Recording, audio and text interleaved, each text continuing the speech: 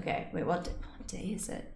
I don't know why this is necessary to know, but it is Saturday. I don't know why I feel like I want to know what day it is, but like, it might be important. It might be important to the game for some reason. Okay, we're gonna continue. Let's continue. Okay. So yeah, I think that we're fast approaching the end of Ash's route. Okay,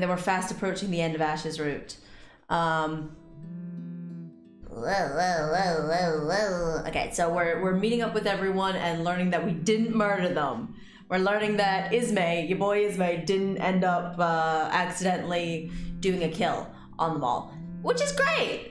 Honestly, fucking super. Well done, Ismay. We didn't kill them.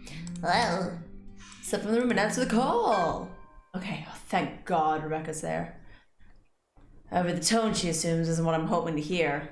So yeah, so we've been trying to. So Ash and I try to call these chuckle fucks all day, but they've been busy getting spooked by ghosts, so they haven't been answering their ding dang phones. But now they've answered their ding dang phones, like reprobates. Okay.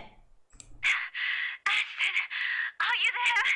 Yeah, because she just got nearly ate by a ghost, and then she fucked it aside with a book. Alright. Ragged, a bit out of breath, there's a tinge of urgency in it.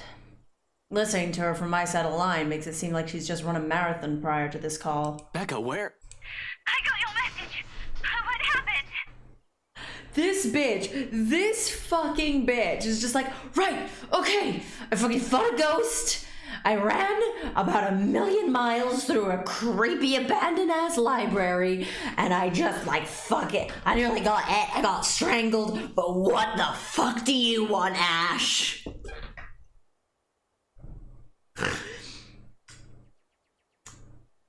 I mean, sometimes I do love Becca. You know? Sometimes she's got her moments. When she's just got some 10 out of 10 bullshit. Like when she hadn't said anything about ghosts to anyone, and then just got so done with the day that she's like, Ash, I've seen ghosts 1,000 times. I don't have time for your piss baby bullshit. I'm gonna deal with ghosts. You do what you're doing, fucko. And that was very good for me. Okay. Nothing. Yet? Where are you? Downtown. I had to make a quick visit to the library. What are you talking about, Becca? Tell him you got ate by a ghost. Okay. Listen, Ash, that thing Isabella told us about. There's something you guys need to... They forgot to put a voice filter on that one, huh? Okay. Please tell me you didn't... Whatever. Save it for later. I'm at Salemwell. If you can get here as soon as possible, that'd be really great. This is related to that. You're there? Yeah, Zach too. Where's the filter gone? With a quick press of the button, I switch on the loudspeakers and step back into Isabella's apartment. I hold out the phone towards him, giving it 2 shakes, urging him to speak. He's still carrying a worried look on his face. This should ease that. Rebecca's asking for you. Hello, Rebecca. Odd morning we having, eh? Hey, Zachary. What's happening over there? Is this something I should be worried about? We'll tell you once you get here. Please, hurry. I don't like the sound of that, Ash. What the fuck? But I'm on my way. Give me a few minutes. I'm driving. She mumbles a goodbye and then hangs up. Becca's the last person I need to account for, yet that call left an even more strained tension in the room. Thankfully, we don't have to linger on it for long. She only takes a matter of minutes to get here, and the second she steps into the room, apologies spill out of her mouth first. I'm sorry, Ash. Were you two waiting long? It doesn't matter. What's important is you're here. Not burnt to a crisp or brutally murdered somewhere. Oh, she nearly was! Okay. Whole and alive. Although she seems a bit shaken, doesn't really matter in the grand scheme of things. At least now I can relax, ease the pressure off my shoulders, if only by some. But the minute she closes the door, she winces. Small reaction, Zach doesn't even catch it. Sets a precedence for careful observation nonetheless. Closer look reveals she's much more disheveled than usual. Hair in a bit of a mess, probably flattened in a hurry. Back of her dress also shows stains of dirt that gets in places it really gets into. She's also leaning more on her left arm, and she's right-handed. Perhaps the most telling is the slight limp she has when she leads herself into the room. It all sprouts a hatful of questions. What exactly happened and how she ended up in that state. Pretty sure a simple trip to the library won't do that. I grab for her arm, but before she can walk past, carefully to avoid hurting her in case it really is an injury. Seems like it at first glance, but you can't be sure until after a careful examination has been made. Suspect some bruising at least. Though minor internal fractures aren't out of the equation, they have a nasty way of staying hidden. Sure enough, Becca tenses immediately upon contact. Tries to pull back, although the sudden gesture only elicits another wince, forcing her to a halt. She turns to me, her eyes searching mine for answers, and doesn't appear quite pleased with the interruption. Or the fact that someone has brought it to light. But that someone has to make sure. I mean, like, I don't know why we wouldn't ask if she's okay. You okay? Like, you're limping. Yeah, why wouldn't we ask if she's okay? What the fuck? As expected, she tries to hide it. This time, when she squirms from my grasp, it's with enough force she almost stumbles back if Zach hadn't caught her by the elbow. Even with another person shooting her concerned looks, she's swift to shrug it off. It's fine. I just had a little accident. Call him a boo bag again. Ball bag, you fuckers. Little accident. Hard to believe when her other arm's nursing the supposedly fine arm. Zach didn't appear to buy it either. Really? In a library? Don't they have some sort of safety protocols there, like reminders and those kinds of stuff? Well, yeah. It kinda caught me off guard. Something's happened there, hasn't it? I don't have to elaborate on the question further. Shortly, she goes very still, and the hand placed on her right arm shifts ever so slightly, its grip on the limb tightening. Not too firm to hurt, but just enough for a gesture of comfort for herself. Warily, she casts a glance at everyone in the room. It strikes me seconds later how utterly familiar her expression is. It's the same one I've seen far too many times in Isabella. Since that day in the movie house, every time her attempts to warn us have been so rudely dismissed. Let me see. Rebecca hesitates for a moment. Then, after a minute of consideration, she sighs and reaches for the hem of her sleeve, raises it just enough for us to take a good look at it. Not swollen, but a large portion of her skin starting to turn an ugly shade of purple. Oh, that is gonna be one hell of a nasty bruise. Tell me about it. It was a library cart that hit me. You know, the old metal ones they keep near the history section. Ouch! Like I said, nasty. Is it the woman you mentioned? The one you said was sitting in the back of your car? Yeah, I was in the archives, looking something up. Suddenly, she was just there. I'm glad they're fucking talking about the goddamn ghost. If they goddamn talked about interior decorating for any more time, I'd be Audi 5000. Like, no. Ash, she was using my own students against me. What kind of terrible person does that? Hello there, Tara. How you doing, honey bun? Oh, it makes my blood boil. Blood boy. You should have just ran. That woman's not something you can hit with a book. Bitch. Bitch she is. Laugh it up, Ashton. I did. Then the bloody cart came out of nowhere. I don't know why that amused me so much. Like, Ashton, I can't use books for everything. Fuck you. And you know what? If it weren't for a damn book, I would be dead by now. silence descends the room as the gravity of that one word hits all of us. Well, new. What's in the journal?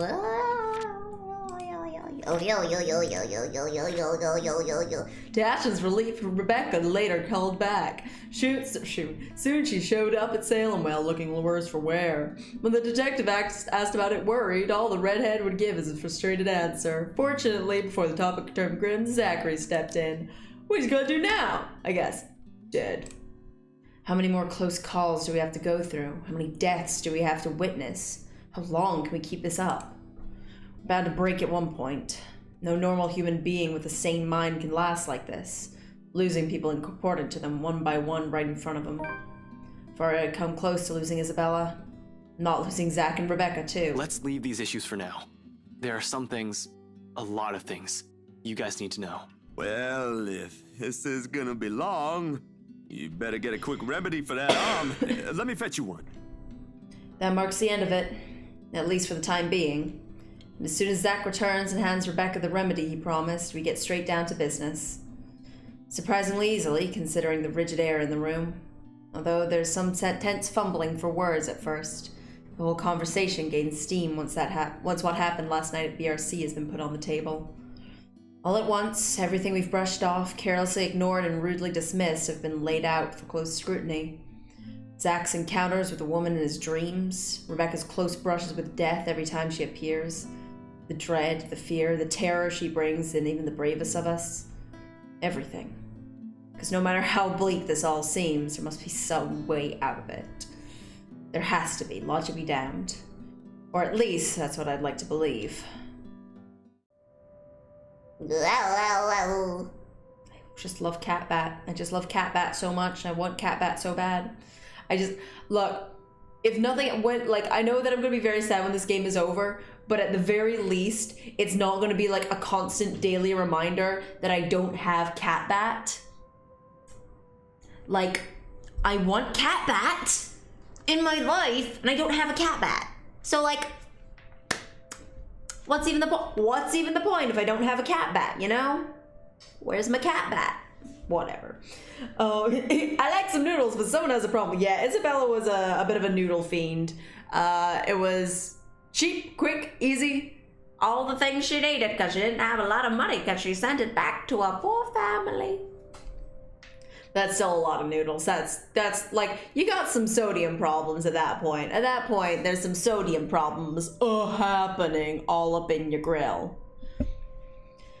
Yet even as the cold morning light shifts to the warm hues of late afternoon and eventually night, none of this still makes a fucking damn sense. Oh, damn it, no, shit, beans, fuck!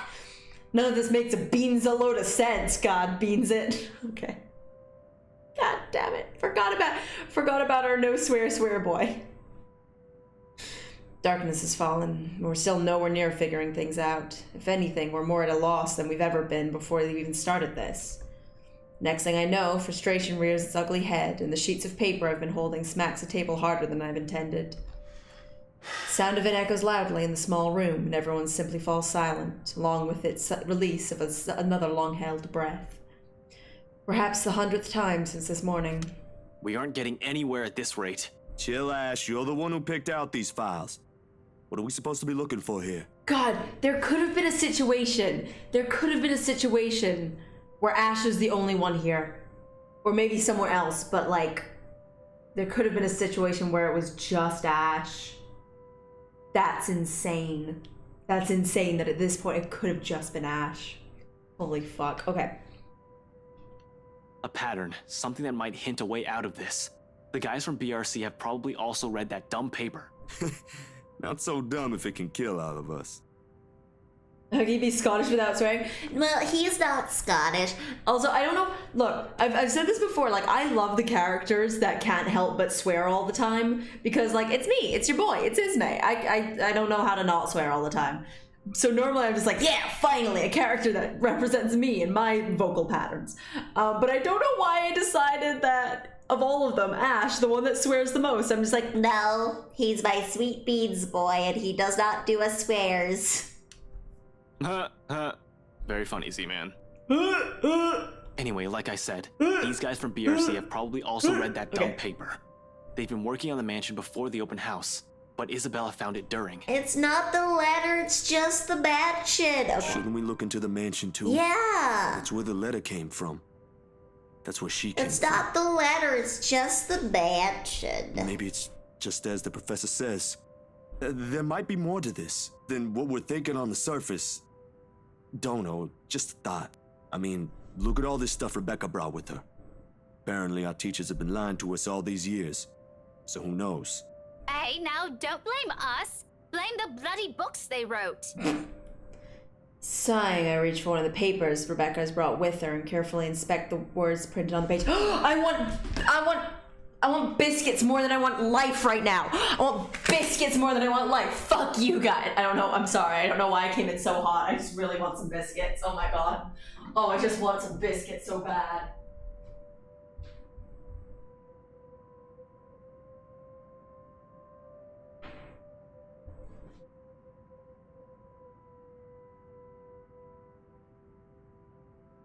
I do not know why I got so hot. I don't know why I got so hot on that one. I just wanted some biscuits, and then my entire life was just like, my entire life was taken over by how much I want some mother shitting biscuits. I am so sorry.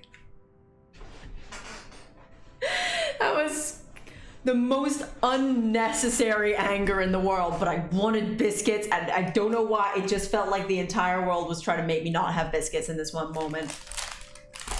But I'm good. Oh, shit, I have to read.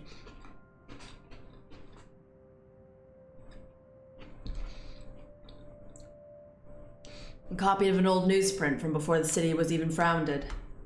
Just typical newsprint, but my eyes do linger at the illustration of the noblewoman's servant. I can't... Yeah. Oh, yeah, that was the other thing that we found out, because, like, the guy that, the daughter of the Ermigards married, looks like exactly like Luke, right? And maybe that's why, like, because, like, the ghost never has been trying to hurt him. The ghost is just kind of, like, lingering next to him, and is like, cuddles for the boys, cuddles for the boys. But at the same time, and it would make sense that it was like Lady Charlotte that was the one who is the ghost in that case, but she doesn't look anything like the ghost is the only thing. My theory... Hello there, Spiky, how you doing? My theory, so right now, because we talk about, yeah, the noblewoman's servant, because Lady Charlotte Ermigerd, who is the daughter of the Ermigards, was like freed a bunch of like slaves in the city, I think, because she was just like, nah, slavery's wrong and bad. But then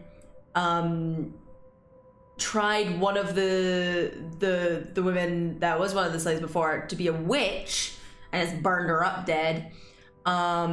My theory is that the witch that got burned up, whether she was a witch or not, was maybe sleeping with Lady Ermigerd's husband. Like, maybe they were a thing, or maybe she just really liked him and then that was what happened. I don't know. That's my kind of theory. You know? It's my theory. But I could be very wrong. I'm doing okay. I went to get my eyes tested today because, like, I still need to buy those new fucking glasses because these ones are not correct. And glasses are expensive. So yeah, I should be getting hopefully I'll be getting new glasses soon. And they'll be an okay prescription. That's the dream. Well, typical newsprint eyes like are the noblewoman's servant. Well. Any ideas why they're keeping this in the restricted section? Oh, goddamn. Rebecca merely shrugs at my inquiry, but her own annoyance seeps through her answer. Nailed that. How should I know? I wasn't even aware we have archives that go as far back as this. This is before the city was even founded. As a matter of fact, if it weren't for Andrew's help, I wouldn't have gotten my hands on any of it. Hello there, Gray. How you doing, baby? Maybe they didn't think it would be important to talk about it. After all, this is more Anselm's than ours. That or some old bugger's hiding something. No, goddamn. I just want biscuits! Okay. Why else would these tell a completely different story? Revising what's written seems a useless endeavor on its own when you have nothing to gain from it. But how does the mansion equate into all of this? How does the letter Isabella found do that thing? What? How does the letter Isabella found does? How does the letter Isabella found does? We tried. Will bringing back the letter, will bringing the letter back there fix everything? No. If I'm gonna go by what Andrew told Zach, the connection between the letter and the mansion's curse may run deeper than we initially thought. How do the letter does? How that booty do that? Okay. That stupid paper might be at the heart of this for some reason. We won't be able to figure this out without looking into the other. Ah, beans! Nailed it that time. How do I? Whatever. How does that letter does? The mansion's a private property now. We can't just waltz in there. I'd rather die before I even think of begging Wright to let me investigate the place. The one that fucking dramatic little bitch. The one thing's very clear these last few days, however. We're not safe anywhere, and I have to act fast if I want to keep my friends alive. We can't keep running away. Sooner or later, she'll get us, like she almost did with Isabella. Before that happens, I have to put an end to this. Sighing, I stand up and stretch out some of the kinks in my back after several hours of sitting. We've been at this for too long. A break is needed. Time to let everything sink in, or else we'll all burn out. I know I will. It's another thing I can't let happen when they're all counting on me like this. Albeit unspoken, it's in their eyes as they look up at me waiting. We've been at this for hours. Should take a break for a few. No, that's a different sound. This is a different sound. What's that? No, this is a different sound. This is fine. The rest of it never makes it out my mouth as something heavy and grating sounds from the far end of the room. This is probably fine. A harsh booming noise rending through the eardrums of everyone in the room. All at once, the two of them are on their feet while I quickly palm for my gun on the table. However, before I can pull it up and remove the safety, the whole racket stops. Stillness descends on the room, and amidst the sudden hush, the three of us exchange anxious glances. So much for a break. I don't like the sound of that. At all. Gather everything. I just want to eat biscuits! Okay. No questions asked. They waste no time in getting to work, piling up the documents we've been reading through. But before we can even finish, another noise ups the tension already gripping the place. Suddenly the lights go up, and the wardrobe at the end of the room rattles as if something inside begs for freedom. What the fuck? Cautiously, eyes glued to it, I step forward and release the lock from my gun. No trigger-happy person. Not sure if these will even work on a ghost. Right now, its smooth surface against my palm, with the trigger on my finger, provides the closest thing I have to relief as I approach the closet. What happened? What happened to the voice acting? What happened to the voice acting? Also, why did it get so loud? Ashton, I have everything. What are you doing? I don't think that's a good idea. We should just... Word as they both are, they immediately stop at the slight raise of my hand. But the edge is there while they all huddle in the space between the door and the room. In case this goes south, whatever I find inside, they have enough time and space to run from their position. Yeah. In 2 deep breaths, I've crossed the room and stood in front of the closet. Whatever's inside has yet stopped thrashing. Instead, it's now moved to banging at the door louder and louder the longer I dally. Oh. Another shallow breath. I think this is just gonna be like a fake out, but I don't know. I glance at my companions. A nod. Something creaks. I think it's just fake out, but I don't know. Then in the next moment, I'm grasping at the handles and swinging the doors wide open to reveal... nothing. Right away, I part the clothes hanging on it. Still none. No ghost. No woman. No single trace of whoever's inside. Confused, I glance back towards Zach and Rebecca, only to see them mirroring the same expression on my face. The noise has finally stopped, but I'm quite sure it isn't my imagination. Or maybe it is, and I'm just too strung up now that my head's now making things up. Whatever the case is, we need to get out of here as soon as possible. This only confirms we aren't safe anywhere.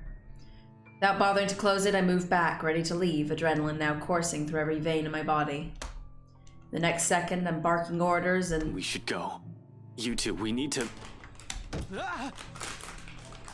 I'm sprawling on my back as something cold catches my ankle and yanks. Oh no!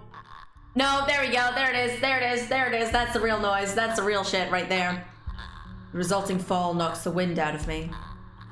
Pain racks my whole spine and the back of my head as it collides with the floor, enough force to dislodge my own brain from my skull. A moment lasts before stars fade my vision. And then, I sense it. Cold tendrils twisting around my ankles, the smell of vile rot assaulting my nose. Nauseating, sickening, foul smell draining every feeling in my body. The moment her horrid laughter, still as unpleasant and vicious as the last time I heard it, reaches my ears, my eyes snap open. Oh, I don't like that she's under the bed. I don't like that she's under the bed. I don't like that. Please stop being there. Perhaps it's just an experience. Maybe my mind's still attempting to comprehend this. Regardless, the minute my eyes land on her, my whole body freezes. The gun in my hand turns useless as my grip on it slackens. It's the manner her gaze pours into me, I'll say. The look of utter hatred and malice, like I've seen it loads of times. From suspects, mostly murderers who never regretted their actions despite being caught. This is the face of someone you can no longer reason with. And I know the moment she laughs again and starts dragging me towards her, it's already going to be the— Ashton, snap out of it! No, I can't die here. Not yet. The haze fades from my mind and instinct kicks in then and there. Everyone out! Get out! Get out of here! With one powerful tug, I yanked my foot out of her grip and scrambled back to my feet, ignoring the piercing wail she fills the room with. With the span of a second, I'm gunning for the door, grabbing the wrist of the first person my hand can reach and leading the two of them out. Into the hallway, down the flight of steps, right inside my car. I waste no time flooring on the gas pedal, and the second the last person closes the door behind them. In a short while, I'm driving us all out of Salem Well. I won't even entertain the thought of winding down just yet, even as the last of the woman's painful cries fade into the night. Oh no, we left Batcat! We left Batcat! No! Batcat, why? You were too good, Batcat! No! Fuck! Shit! God damn it! Oh god, it's the day after! Day after! Uncharted territory! I hate it. I hate the Uncharted territory. How long has Marianne been in the fucking basement? Oh my god. Oh my god. Marianne has been in the basement for 3 days! Marianne has been in the basement for 3 mother shitting days! Oh my god. Oh my god. Oh, if we go in to find her dead, I'm gonna be so mad. What could I have done? What could I have done? Okay. Is there any way she could not be in the basement right now? Oh my god. Okay. With the help of his remaining friends, Ashton tried to find a way to free themselves of the curse. Piecing together what they currently know, to no avail, exhausted, he excused himself for some fresh air. But not before a ruckus coming from Isabel's closet broke the silence of the room. Oh my god, I could make a cat bat. Oh my god. Oh, I could make a cat bat, huh? I could possibly make a cat bat. There's a possibility I could make a cat bat. I might try and make a cat bat. So anyway, I forgot to... sorry, I do have to do a thing. I forgot that... So, Twitch has changed. Twitch has done a change thing, which is annoying. It means that I have to do tags every time that I do a stream, and I forgot to do it this week. Okay, boosh. There we go. That should be fine. That should be fine. Wait. Okay, this should be fine. This should be fine. Okay. She hasn't been in the dungeon for that many days. I mean, that's 3 days. 3 days is a lot of days. 3 days is a bunch of days, huh? 3 days is not an ideal amount of days. Unless she's not been in the dungeon. Wait, are you saying that she's not been in the dungeon that long? No, she's been in the dungeon for a while. Oh my god. Okay. A dreary downpour starts off the Monday. Though it doesn't last for more than an hour, the dark cloud lifts just after the sun peeks over the horizon. Brief as it is, the rain has significantly dampened the park's usual cheery vibe. Mornings like this often mark the start of another bad week. An arrest gone wrong, another investigation leading to a dead end, or some truly beans up beans being called in. Like that one time I was dispatched to a scene where a guy gouged out his own eyeball and almost ate it. He was a few chews away from swallowing it, in fact. Lost my dinner that day. Fun times. But our memories all alone in the moonlight. Of course, I doubt anything can top getting cursed by a goddamn chain letter of all things.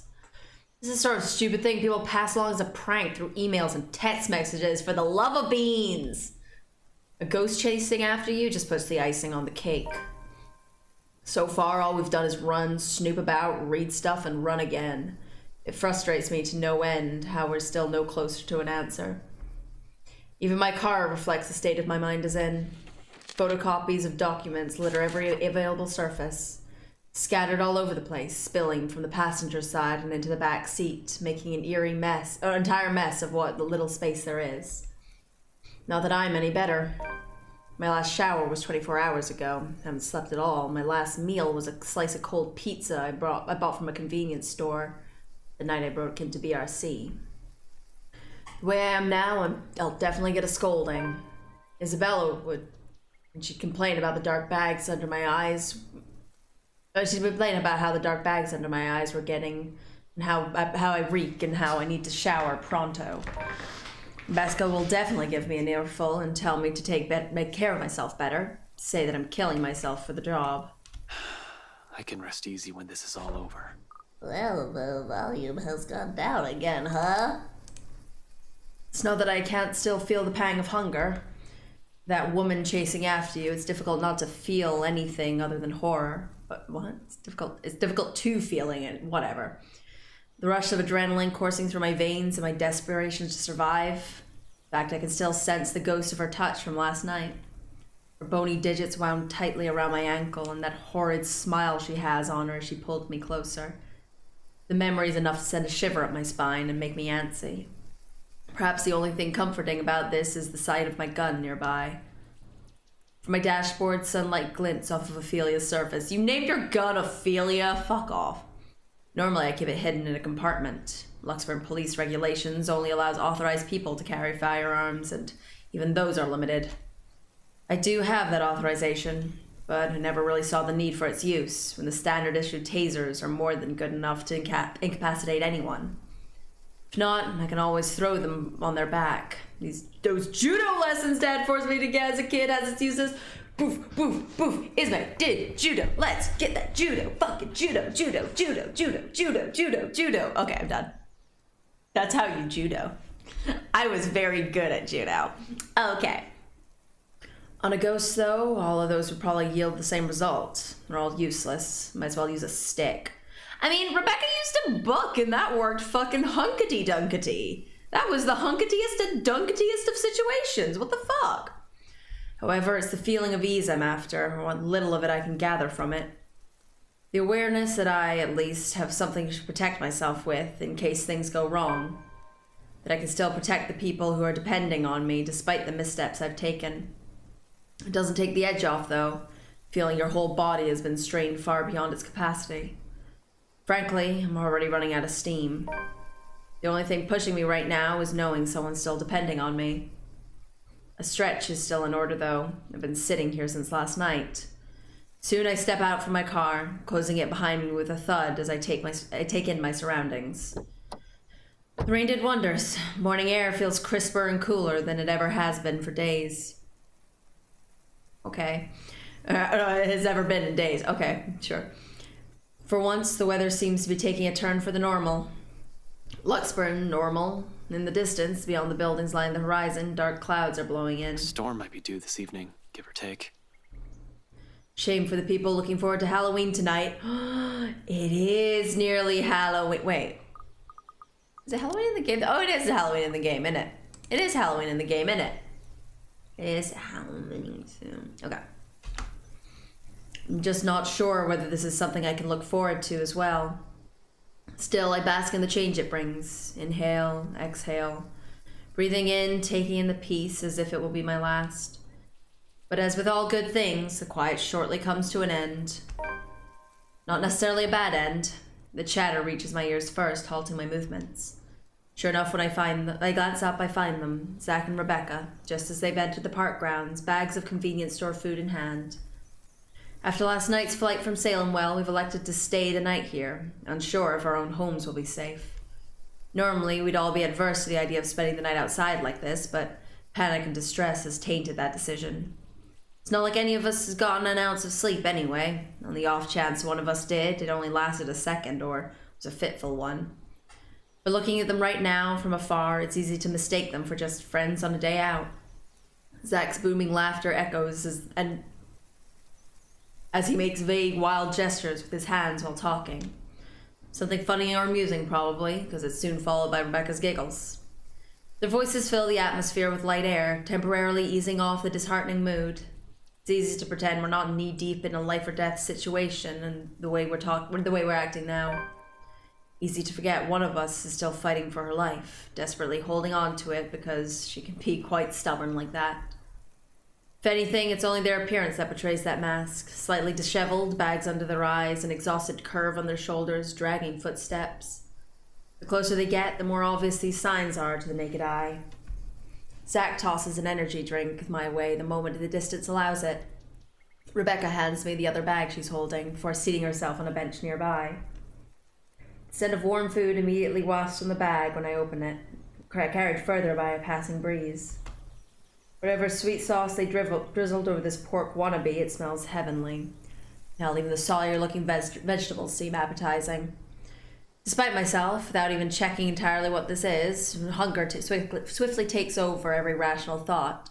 I dig in, waiting for them to start. Both of them appear to be in the same mind, too. Soon enough, they also start on theirs.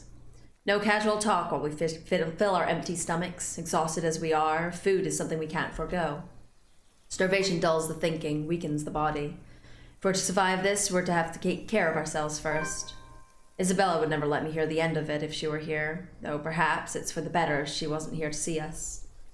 Knowing her, she'll worry, despite what goes unsaid between us. In a matter of minutes, we're done and dumping the empty cartons in a nearby waste bin. Along with it is the shift in the mood. Back to the dismal. Back to the problem at hand.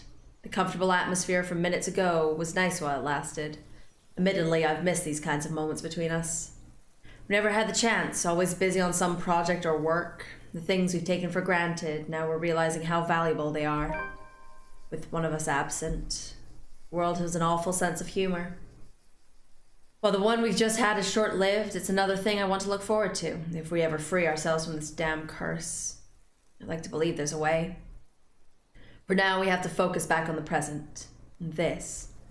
Dead people. The letter. Curse. It's not simple to bring these things up, but necessary. Where to now? It's not a question directed at anyone in particular. They both look to me as if my face has all the answers in the world. I used to think so, back when I was on top of my game and I was still sure of everything. Now there's just uncertainty, sullying whatever decision I come up with. Some point, logic has simply stopped working here and we started grasping at straws.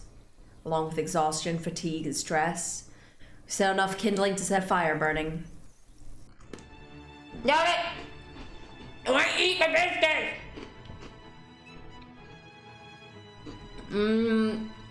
This doesn't look good.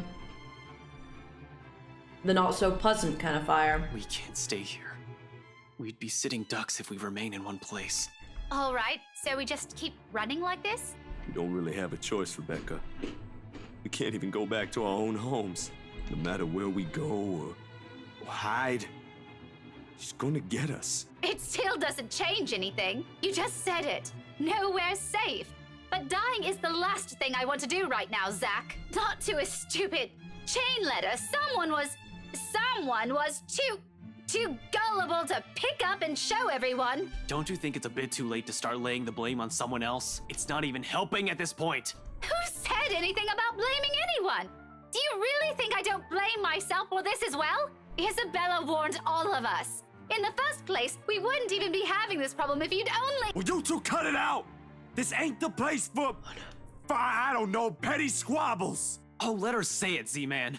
Nothing has stopped her from saying what she wants before. No! Knowing her, I'm pretty sure she has loads of things to say No, about this. guys, come on! If you don't want to get caught in it, then stay out of this, Zachary. And leave it to the two of you to hash it out here? Zach, you don't have to. You really want that? Really? Because I'm quite sure this ain't gonna turn out pretty whether or not I stay here. Because every single time, the two of you get into an argument, even before, I have to be the one keeping this whole dumb friendship intact. Oh my I'm no, I don't honestly like getting this. tired of this. For once, don't like can't you this. two hold a conversation without fighting when things don't go your way? I don't like Zach being angry. Then go ahead, leave. Oh, God. No one's telling you to stay. This is just like your movie again. Oh, this and that are two different things, Rebecca. And you know what? Right now, I'd rather see my movie flop twice over than go through this. All right, that's enough. Both of you, stop this. Oh, I don't like the yelling. They both fall to silence at my words when an awkward, stifling mood descends between the three of us. I don't mean to shout, snap at them, to add to that kindling, not in a moment when any time, anywhere, she might get to one of us. We're all in the same boat, yet here we are, playing the blame game. Little by little, we're falling apart, caving into the pressure to the bleak situation we're trapped in. That ghost mean for this to happen? To divide each of us so she can pick us off one by one right after? Who knows? Anything's possible now if her kind can exist. With the fire burning between us, rising as high as it does now, I'm afraid, deathly afraid, that the possibility might come sooner than I can figure this all out. Ah, beans, I can't even think straight. Can't even believe the next words coming out of my own mouth, that out of everyone, I have to be the one saying this to them.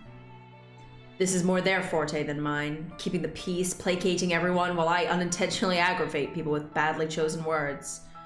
Funny how fast the tables have turned after just one unfortunate incident.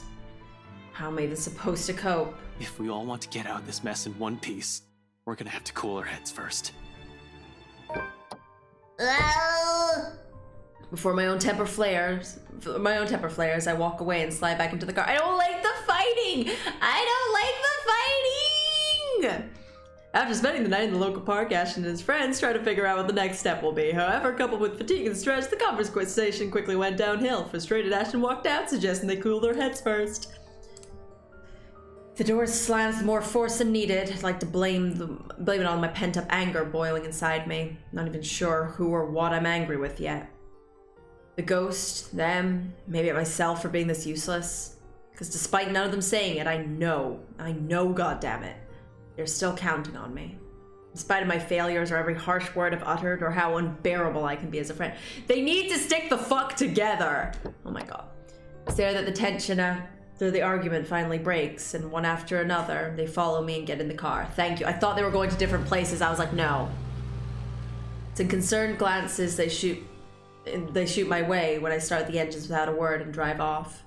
It's in their silence, a heavy gift, their unwavering trust. Yet it's one I'm more than willing to carry, even though my own exhaustion, if only to keep them safe. In the city of 68,000 strangers, they're the only ones I have left. Though in all seriousness, a good rest is still our best bet for now. Thinking with an exhausted brain is almost as good as running around in circles. Might as well just throw ourselves at that ghost and be done with this. The local Irish pub may not be the best place to hang around when one hasn't slept in a wink or you're stressed. More often than not, it's loud. What if Marianne's just like, fuck you, I've been here for so long. Sometimes the music played by drunkards grates the ears and the whole place smells like piss on a bad day. All in all, it's the very definition of the last place I'll hang around after a wakeful night, but it's safe. Or as safe as it can be with G's security watching the place. Makes it easy to find help in case you find yourself in a tight spot. The place being owned by a person I've implicitly placed my trust on provides some semblance of comfort too. Gregor, bartender G, or just G to his regular patrons, might be rough around the edges, sometimes a bit too gruff for a man serving drinks behind the counter, but he belongs to the good folk of this city. Good. If there's anyone in this place I can rely on to look after people important to me, it's probably him. He means well, surprisingly, despite his surly demeanor. Cares to some extent for the people he'll likely only see once or twice a week on a bad day. Not the best job in the world, in my opinion, but what exactly it... But that's exactly it, isn't it? Don't know where my words left. In wine, there's truth. In vinos veritas. Alcohol, in this case. It loosens the tongue, forces one to let his or her guard down. Whatever inhibitions anyone has, it all flies straight out the window after a few glasses. It's made him observant, too. Always has one or two things to say about someone or something. Most of the time, it's me, opinionated ass. God knows how many times I've asked for his help, when I've been met with a dead end in a case or I'm in trouble. This time's no different. As expected, the moment we show up, he's kind enough to offer us a room in the back of his shop. Single look at my face, I don't even need to say anything, and the next thing we know, he's leading us in. No questions asked. Maybe it's also for this reason why I find myself drifting towards his station hours later, after having gotten that much-needed shut-eye. Newly washed drinking glasses and tumblers line the counter's surface when I enter the room. Behind the bar, G's busily wiping each of them clean, likely prepping it for tonight's use. Briefly, he glances up at me. I claim one of the empty stools and grab a rocks glass, sitting closest to my elbow. Turning it absent-mindedly in my palm, just to keep my hands occupied while my brain's busy, still trying to make sense of everything. Even at a dead hour, with only a few patrons milling about, this place still smells strongly of liquor. Honestly, I've never grown fond of it. Regardless of how many times I've made a trip or sat here, the same spot just talking with the old man, I've never been fond of drinking in the first place. And oddly, it's the nasty odor of a brewery that helps clear the mind this time, along with the lack of the establishment's usual hubbub and occasional clinking of glasses. Even more bizarre is that, though through my lack of words, G doesn't say anything. Although it's clear from the way his mouth is curved up in a tight frown that he's questions, bucket load of it. He wisely keeps it shut. Instead, he simply focuses back on his work. Rinse, wipe, stash away, repeat, going through the motions with such familiarity it's almost a trance. Watching his precise movements quietly like this, with these thoughts swimming inside my head, it's easy to lose track of everything around me. One solid lead on this, one possible way to sort this out, but will it work? Especially if my assumption's correct and the reason Zach was there yesterday morning is because of the curse. Something must have happened there for him to need to visit the place that morning. What if the couple has fallen victim to the curse too? Doesn't fall outside the realm of possibility. I've been so biased, not even thinking that they might be in danger as well. But during the open house with Isabella, they might have seen the letter and... beans. Stupid, stupid, stupid. Some fucking Beansy! detective I am. Nailed it. It's likely the moment when Cooper saw it. If the old logic holds, I need to hurry there right away. And if there are answers anywhere, it would be there. Should be there. Where all this god beans and frickle frackin' mess started. It's not only my life on the line here. There are others. What happened to us, I don't wish on anyone else, no matter how much I loathe them. Or how complicated all of this has suddenly become. The letter, the woman, the mansion. Now there are voices lacing venom inside every crevice in my head, murmurs that jeer, scoff, and deride whenever an opportunity presents itself. It's because you didn't listen. Oh, that scared me, I don't know why. Your fault. Oh my god. Why won't you believe me? Reminder that what I failed to do and who I failed. At some point they all begin to blur together, twining and coiling, every horrid image and memory of her seeing the forefront of my mind. No matter how much I refuse to remember the fear I felt then, to push it back as far as I can, the visions come to me like a deluge. And before I know it, oh no. Before I can drown, oh no, okay. Another voice pulls me out of it. You doing good there, boy? His hands on my shoulders, gripping it tightly and giving me a light shake. There's relief in his face when I finally look up at him, though his frown appears more distinct than the concern in his eyes. It's deeper now, marred with worry and agitation. He does let go when I offer him a small nod, but the furrow between his eyebrows never leaves his face. He always has a knack for reading people, after all. It's even someone who can be as closed off or distant like me. And all the time I spent on the force, the only other person who's been as keen as this was the old guy, the chief. Funny and weird to some degree. I've pointed it out to him so many times before how much they look alike, only for the observation to be brushed off with a vehement tone. Never brought it up again after the third time, out of respect for the guy. Whatever it is, it's clear something he doesn't want to talk about. Oh, they like brothers? Oof, oofy doofy. Why push, right? However, during times like this, it's impossible for the thought not to come up. He even has the glare down pat. Under his wordless scrutiny, I feel like a damn rookie again. You're looking a bit green. Sure you got plenty of rest back there? You were only out for an hour or two. Wouldn't hurt to try and get some sleep. I'll keep an eye out. No need. Don't worry about me. I won't be able to get some sleep anyway. Not with her face, still a clear picture in my head, no. I heard that from you before. Not buying it. Tut, What's the story this tut. time? This as bad as that case with the guy who ate his own eyeball? I wish it were. Jesus, stop reminding me. I hated that case. If I didn't know any better, I'd say you get a kick out of telling people about it. Probably. It's useful, you know, for blokes who don't know their limits. Oh my god. Sends them right out the door after I start with a description. Oh my god. Or was it the part when the poor schmuck gouged his eyes out? Nasty, awful, icky stuff, and it gets the job done. Like I said, useful. You're a rat bitch. Don't even need to call security these days if I want to kick someone out. Anyway, pretty sure that pales in comparison to whatever this is now. I haven't seen you this stressed out since they closed that case. The one from 10 years ago with your professor friend. Abigail and her team weren't able to solve that one, G. No one has been able to. It just went cold. Same difference. But what do I know, eh? I just serve drinks, listen to people's problems and their whining, then make sure they get home safe afterwards. Thing is, I'm also not blind, kiddo. And you can bet your ass I can tell when a person's about to fall apart. What? Is this some form of therapy from you? Are you going to offer me free drinks now? Really, I can use some right now. Something to numb the senses. But when has that helped anyone? In your dreams, kid. Last time someone gave you the hard stuff, your photographer friend had to haul you out of this place almost half naked. Let's go! Hey, I can handle my liquor when I put my mind to it. Incorrect! Not from what it's I've not how seen, that nope. works. Besides, you usually avoid drinking. Either way, it's out of the equation. And when booze no longer counts, we just talk. So, talk. It's not like anyone within earshot will care. That chap over there only wants his cricket matches. I doubt you believe it, G.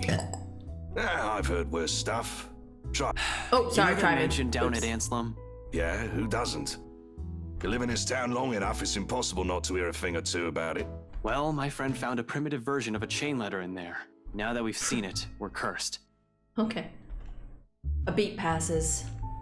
For a long moment, G stands there unmoving. His hand stops short of placing the glass. He's been wiping prior back on a rack to his left. While he stares at me with his eyes that are nothing short of scrutinizing. He probably assumes I'm joking. Who wouldn't? Not a week ago, I'd been put in the same position. Now, in spite of the things I've seen and heard, it simply won't sink in. Maybe this is just desperation creeping in. The idea that I may not be able to find a way out of this. Whatever the case is, for people who haven't experienced what I'm going through, this'll merely sound like an awful Halloween prank. Wait, sorry, I have to look at the thing. I look at the thing. I made a mistake. Okay, whatever. Okay. Whatever the case, that's what I just read. It's not a prank. This must have been what Isabella felt the whole time we made fun of her that day. This isn't a prank. A prank! Now it's too late. We're stuck in a never-ending nightmare, where the only way out might be death. And like I've expected, G's reaction to it, amused laughter. It booms throughout the whole pub after a long bout of silence, like I've just told him a particularly funny joke. Okay. Good one, No, kid. it's ghosts! You don't want to spill. No one's forcing you. Seriously, though. Good one. It's not that funny, okay. Though I want to be angry with him, I can't find it in myself. Can't even muster the energy for a scowl or a glare. Nothing but a taste of my own medicine to temper the annoyance bubbling up in me, I suppose. In the end, echoing her words is the best I can do. It's not a joke. Yeah, all right. Good luck with that. You're on your own. Here, I thought you didn't have an ounce of humor in that body. Guess I'm wrong. He shakes his head and lets out another chuckle before returning to the task. By now, almost half the glasses have been put away. The only ones remaining are the smaller kind used for shots or stemmed ones for cocktails. Despite being busy with his task, his amusement doesn't entirely disappear from his face. He keeps talking as if I'm simply another customer he entertains with his stories. But we both know it's more than that, if the wistful expression on him says anything. Man, can't believe you're the same rookie who walked in here almost a decade ago. Too smart for his own good, that boy. Has always been 2 steps ahead of things. Now he's here, sulking. I must have screwed up somewhere then. Must have screwed up a lot. For things to suddenly shift like this, for me to become a mere shadow of the person I used to be. Nah, I don't think so. You trying to drink your worries away. Like last time. That was screwed up. This one, screwed up? Not by a mile. It's too early to say. You've still got several years ahead of you, Holmes. Aww. Take it easy. It's cute he calls us Holmes. That's very cute that he calls us Holmes. He knows how we like Sherlock a lot. Oh, okay. But some things change, eh? It has been years, and you were a kid back then. You know, the sort that's a bit unsure.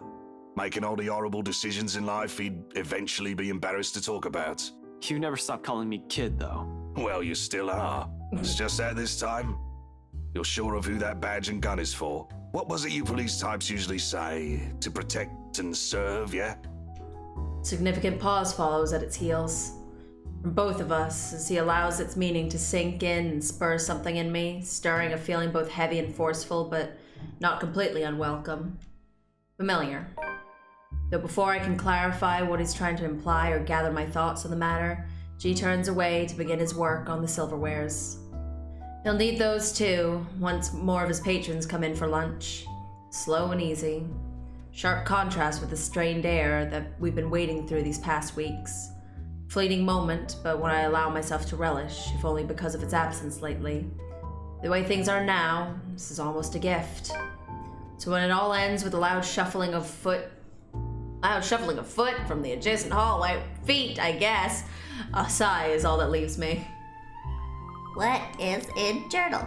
After the argument in the park, that's not the voice for this, whatever. Ashton took his friends someplace where he could rest. G welcomed them to his pub without question. While the others were sleeping, the detective and the bartender had a little chat about the past and what changed over the years. This is a good narrator voice, okay. There's no need for me to look up to know who it is. Zach's treads alone are telling. There's always a weighted set to them. Steps that are taken with a lazy cadence. Like he's always trying to make himself smaller, less conspicuous than he actually is. In a place he's unfamiliar with, he also tends to linger, stand awkwardly at the sides as if he's all too afraid to break something. That, or he's waiting for permission of some kind. Either way, he's never been the kind to barrel headfirst into things or forgo courtesy despite appearances. Much like how Rebecca's mother Henning belies her fiery temperament, or Isabella's rare displays of maturity appears at odds with her youth. There's been a lot of those in my life, it seems. More so from the people I've grown closer to over the years. Walking contradictions, we all are. It's a wonder how we ended up as friends in the first place. But maybe that's also exactly why.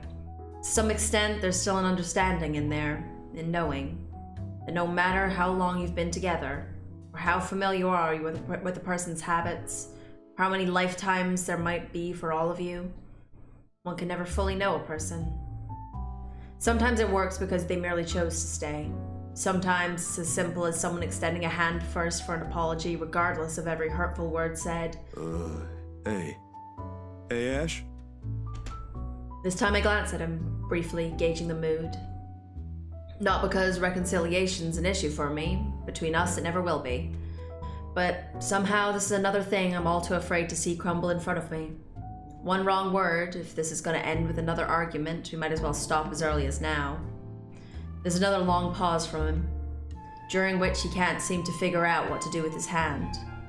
In the end, he chooses to stuff both into his pockets and trains his eyes at the now empty space behind the counter. Without her notice, G has slipped back into the kitchen, leaving only the two of us and everything awkward in the world at the moment. He's a ghost! He's not a ghost. He's not a ghost. But, like, he might be a ghost. What if he's just a ghost? I mean, he's not a ghost. What if he's just a ghost? What if he's just a ghost? You know? Okay. Still, Zach trudges on, a hopeful tone slipping into his voice, simply because it's the only thing he knows how to do. Did you, Knows to do. Whatever. get any sleep? It's a start, at least. A stiff one, but a start. The least I can offer in return is that rare honesty. For a few. A few hours, yeah. Curt, brusque, not an ounce of friendliness in it. In spite of it, Zach takes it as a sign. Relief washes over him and his shoulders relax and releases a tense breath. Soon he's closing the distance and he's put between us and flops onto the chair to my right. I think the better question is if the dreams are pleasant. And for the record, no. Yeah, I know what you mean. I get those a lot. He shifts in his seat, coughs, and drums his fingers on the counter for a short while, then falls silent. That's it. No apologies. Somehow that short exchange is all we need. The air changes again, much like everything we've known lately. Maybe not for the better, not yet. However, it's less suffocating, less hostility and resentment. The kind where it's easy to pretend, easy to forget. Not that it's a thing that'll happen anytime soon, but one can dream. In a situation where death might come knocking at any time, it's these little hopes that we cling to. It's these little things we wish will happen again. I'm not an optimistic person by nature, hopeful maybe, but never optimistic. Though I want to believe there's a way we'll live through this nightmare. For the sake of the one we've almost lost. If I can help it, I don't want her to wake up to this nightmare. It'll only break her, and she'll blame herself. It's just funny how it took all of this to spur these kind of thoughts in me. Can't even remember the last time something like it has occurred to me. For some reason, after seeing one harrowing thing after another, I've simply forgotten. Why are you suddenly smiling like that? Huh? Oh, no, I was just thinking about something. Well, it better be something that'll get us out of this mess. What makes you think I know how to fix this?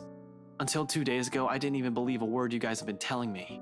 Zach, I function better when I'm dealing with homicide cases. Hell, feel free to throw in the usual robbery and missing persons case into the mix. I don't care. Give me a few days and I'll give you a lead. This isn't how I operate. This isn't what I'm good at. For all you know, I might even end up getting us killed. I have no idea what I'm doing. I'm still not sure that you were a great detective, though, because of all of the things that you were very, very, very, very bad at detecting. So, like, you know, like a hot. Well, the fact that you're frustrated but still trying already means something, Ash. Besides, you don't make that face unless you already have an idea. It can't be any worse than this. Maybe. It's on your mind, Ash. I love you. I love you so much. I love you so much. Okay. There really is something about Z-Man. Between Rebecca and him, I tend to share with him things that I don't normally say to the other. Unlike her, who pushes, sometimes with the same tenacity as her moods, Zach has this strange tenacity, nailed it. This strange tendency to ease people into telling him what he wants to know. Oftentimes, the question feels so subtle, it catches me off guard, with less force and more forbearance. After all, out of everyone, he's the most grounded, not guarded. Bleh. Really, he's like the older brother I never had, the kind you can depend on when things go sour. The kind you tell things to simply because he'll listen, without forcing his opinions on you. We still have one more lead we haven't checked. I'm gonna look into it tonight. Doesn't take him long to put two and two together, and his calm expression abruptly dissolves into worry the second he realizes what I meant.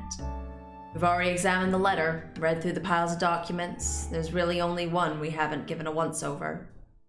The mansion. We're going to the mansion and we're gonna get haunted. Going to the mansion and we're gonna get haunted. Hello, Dex. How you doing? Of course, Zach might not be the kind to push, but that doesn't mean he agrees with everything that comes out my mouth. It's his way of keeping me steady and on my feet through the years. Hold on, didn't you tell me not to go in there?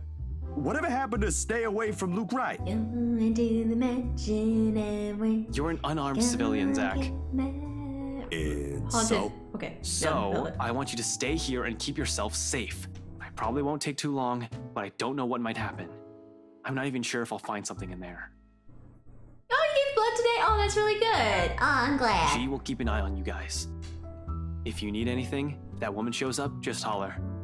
He'll help out, no questions asked. You don't even need to explain anything. You know, I like that.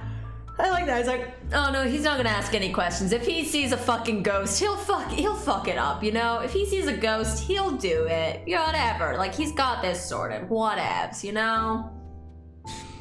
He's not willing to concede. Not from the manner he grips his knees or the rigid set to his jaw. I'm going with you.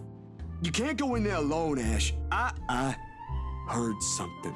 The morning I was there, I heard someone scream, and then there was a woman crying, and I don't know what's going on inside that mansion, but I am telling you, you shouldn't face whatever's inside alone. Before I can stop myself, a heavy breath escapes from my mouth. Aww. Fucking stupid. It's one of those times again, where Zach means well, but he's completely missing the point I'm trying to make. When things take a turn for this, when he gets in a mood like this, he's almost as headstrong as Isabella. Oh no, I can't be like, you'll only get in the way. That's so mean. No, I'll feel better if I don't have to worry about you.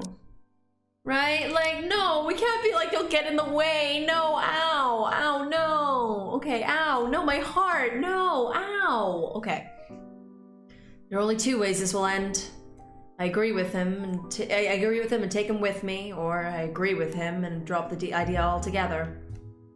Neither appeals more than the other, especially when we're all desperate for answers and a way out. All it'll take is a little more honesty to make him drop this harebrained idea, so be it. Look, man. Bro. Z-Man. Bro. Zach. Brizzity. Zachary, listen. Brizzity, bro. Brizzity, bro. I know you only want to help. Like hell! This ain't just about helping, Ashton! You're throwing yourself in the thick of it, on your own! 0 to 100! Was your fall last night really that bad? Did you hit your head hard?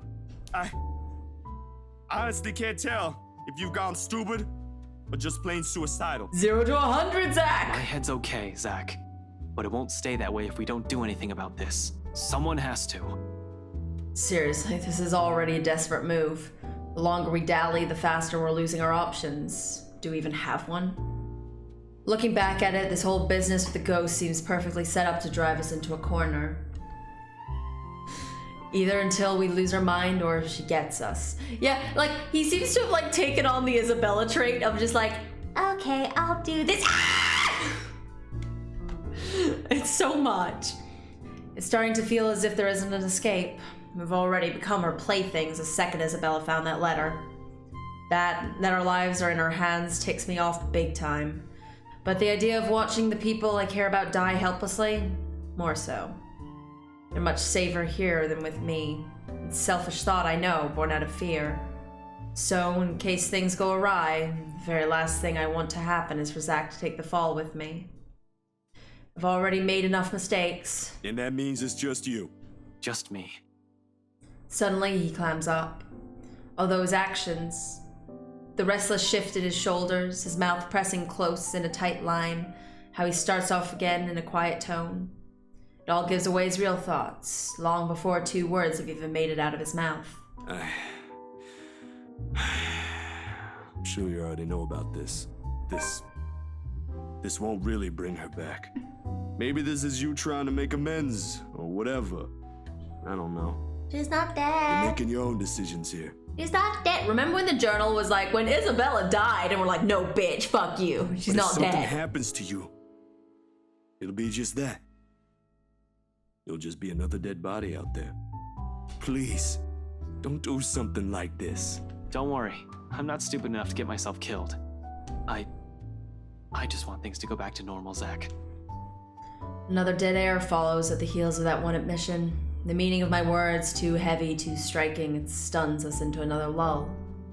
Optimism aside, we're both aware that's impossible. We're gonna have to deal with the trauma right after. There'll be images, voices whispering inside our heads, the foreboding feeling. Stench of blood, gore, death trailing after us. We may survive this, but those things, they'll remain in us for a long time. One doesn't survive something like this without it leaving something inside you. Just the mere thought of what might come right after makes me dread it. What this has changed in all of us. But I suppose that outcome is one more acceptable, the lesser of 2 evils. 3 hours. My head snaps up and I turn to him, puzzled. He's staring at his hands with a thoughtful expression, brows furrowed in deep concentration. 0 to 100! Like he's trying to choose the right words to convey what he's about to say. 3 hours? For what? That's more than enough time to go there, to check things, like you said, and travel back here. What? If you don't show up here beyond that, I'm going after you. Oh my god, we're gonna go in there on our own? What are you kidding me? Are you kidding me? Fuck off, what? Okay. From his tone, it sounds almost like a warning. I'm sure that's not his intention. We're gonna go on our own? Fuck off. But after hearing something like that from a person like Zach, I can't help but chuckle and throw in a jibe, despite how dire things are. Just like the old times. Make that 4. What? You said you're just gonna check things. Why would you even need that long? Cute. Speed limit? I'm a ranked law enforcement officer, Zach. I'm supposed to set an example. Shut up, Ashton. I so wanna punch you right now. Of course, Zach never carries it out. In light moments like this, it's just how he is, how we are. Unfortunately, G nailed it. G chooses the next moment to show up. He slams the flat of his palm on the counter and shooting us both a stern look. But what about you being a ghost? Okay. Although his tone's nothing short of jovial, the disapproval's clear in it. He obviously misunderstanding the situation. Boys, drummer's nice and all. I used to watch these bloody god-awful afternoon serials with one of my brothers many, many years ago. This does feel like a fight, kiss, kiss, kiss. But listen, I am not having one in my pub, all right? You two want to fight? Go out. Uh-oh. I mean, if you want to go out, then we should go out. You know what? We should just go out. Okay. A pregnant pause. Then, without any preamble, Zach and I are both snickering, and G's glower melts into confusion. When we both show no sign of stopping, he simply shakes his head and turns away. I like to think it's better this way. Better we part on light terms, so Zach won't have to see every little insecurity, every little doubt in me right now. He's seen enough. The last thing I want him to glimpse is another display of weakness. Not when he still stares at me with the same unerring confidence in his eyes. When our mirth dies down, before anything else can be said further, before I can change my mind, I step away from them. Giving Zach's shoulder a quick few pats, mumbling a lame excuse about taking another short nap under my breath, altogether burying the stray thought that flashes fleetingly in my head. Zach's seen me at my lowest plenty of times. Why does it all matter now? Are we for reals going on our own? Are we for reals going on our ding-dang to the mansion? What the tit? What the tit? Okay. Zachary's arrival interrupted Ashton's conversation with G. Left alone, the two attempted to mend things between them, only for things to almost turn sour after Ashton reveals his plans to return to the mansion. His friend eventually acquiesced after Ashton agreed to a time limit. I cannot believe we are going on our own. Is this the end of Ashes? Is this the end of Ashes? Oh, it's not. Okay. Oh, okay. So we went for another nap. Okay, we actually went for another nap. Okay. Okay. The sun hangs lower when I stumble back into consciousness and drag myself downstairs. Around this time, the patrons usually start to trickle into the main lounge until it reaches a peak around midnight. Today, however, it remains thin. Considering what day it isn't too worrisome for the kind of business G runs. He's always complained about a lack of a decent crowd on a weak start, although he doesn't really begrudge his customers for it. No one wants to start the week with a bad case of a hangover, after all, even him. But it's Halloween! Here's the thing, it's Halloween. People are still gonna be drinking on Halloween, no matter when it is, you know? It's a holiday, everyone getting twisty. Which makes the concerned look he gives me come off a bit too odd. With the kind of danger we're in, this swiftly puts me on edge, even before my sleep completely fades from my mind. Something wrong, G? G hums, and there's an undertone of annoyance in it, despite his casual and open movements. Only after he finishes wiping a tumbler and carefully settles it face down on the table does he give me an answer. Oh, I've seen the new episode of Riverdale. I have indeed. I just watched it today, actually. I'm still fucking pissed off about this goddamn satanic panic fucking Dungeons and Dragons thing. I'm like, we don't need this. We don't need this. We're just only now getting over it. Can you not right now? Can you not right now with this? Though I do like speakeasies. Speakeasies are fucking cool. Anyway. The way he stared back at me makes me squirm. Feel like I'm being stared down by my primary school teacher for sleeping in class again. Nothing much. Monday's still a slow day for this place. But you, might want to check on your friends, kid. But it's a Halloween. Looks like one of them woke up on the wrong side of the bed while you were out. Another question forms my head, along with a small, confused frown.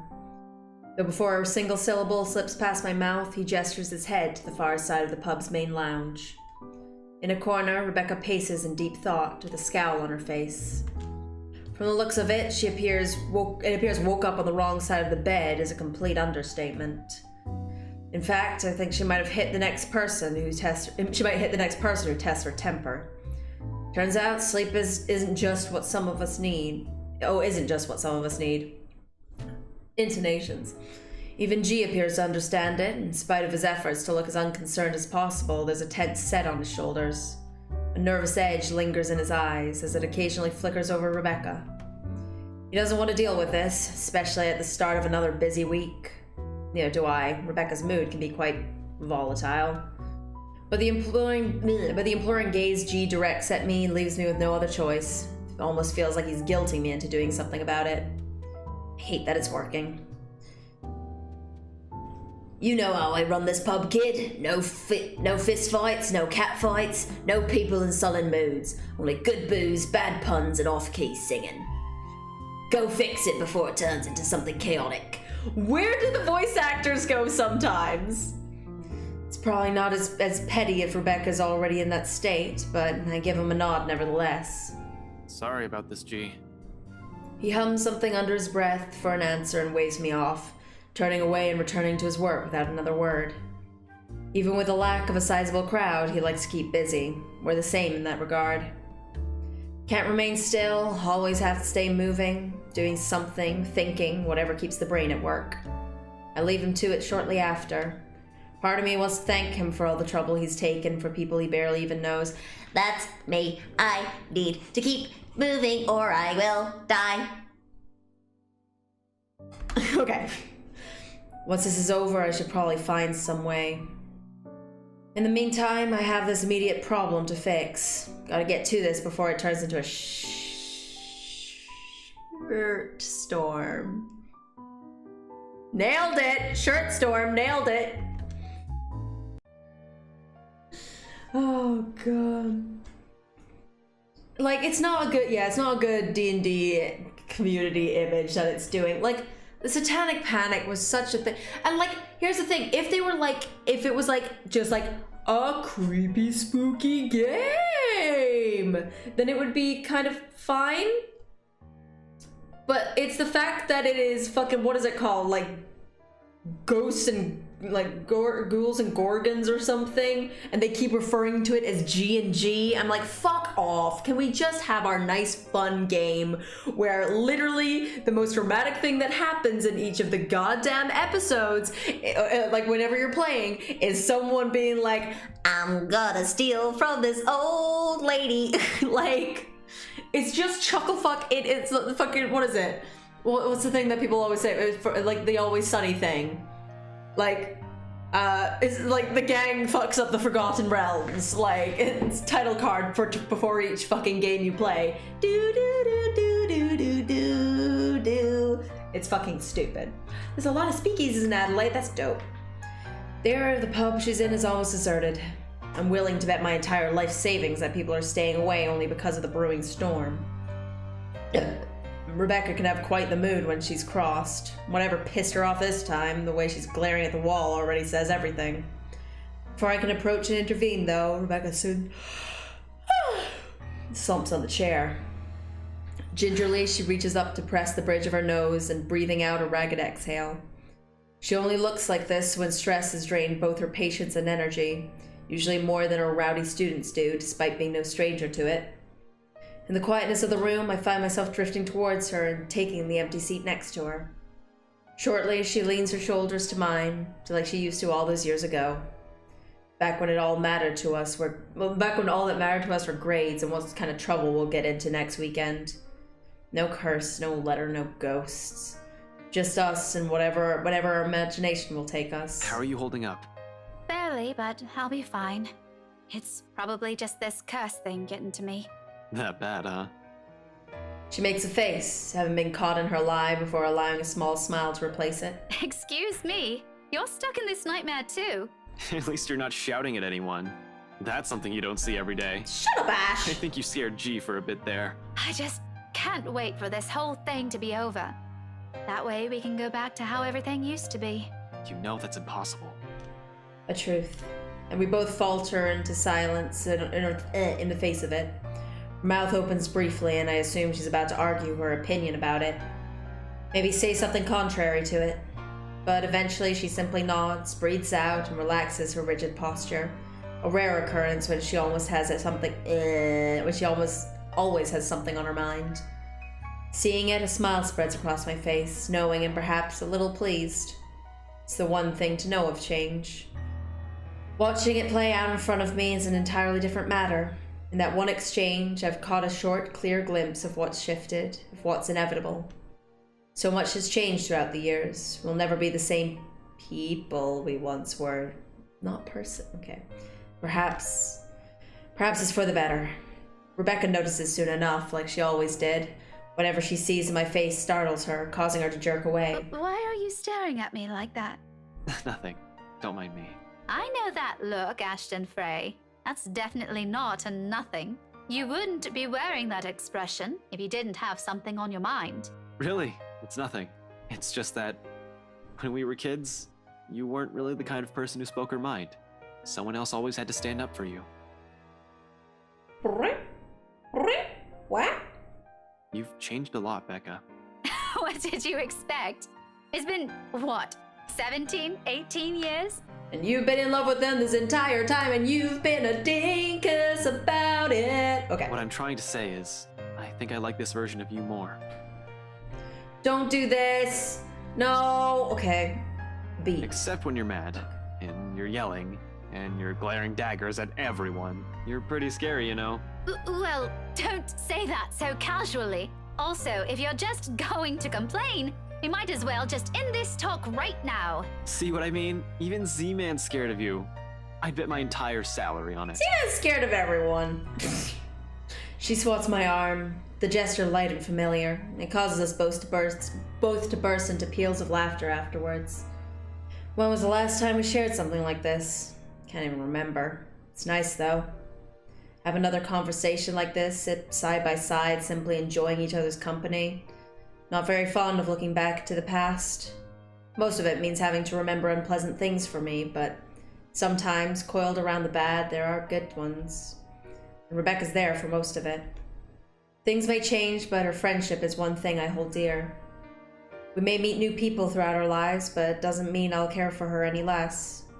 Which makes the whole business with the letter even more urgent. I still have one lead. With what's at stake, I can't let this curse win, if such a thing even makes sense when dealing with the supernatural. Tonight, by any means, I need to go back to that accursed place. Alone, because who knows what we might find there. Whether or not the rest of them agree with the plan is inconsequential. Their well-being is my top priority. I'm not just about to drag them there with me. My apprehension must be obvious on my face. In a sudden motion, Rebecca reaches out and taps my arm. Though she does it gently, it startles me. Nevertheless, it's enough to put a worried look on her. For a moment, she studies my face, eyes scrutinizing, searching. But before I can avert my gaze, keep her from getting a good read on me, she straightens, her worry abruptly fading into a look of disapproval. You have a plan in mind, don't you? It's a simple yes or no question. I can easily lie, yet in tone it completely belies everything her words mean.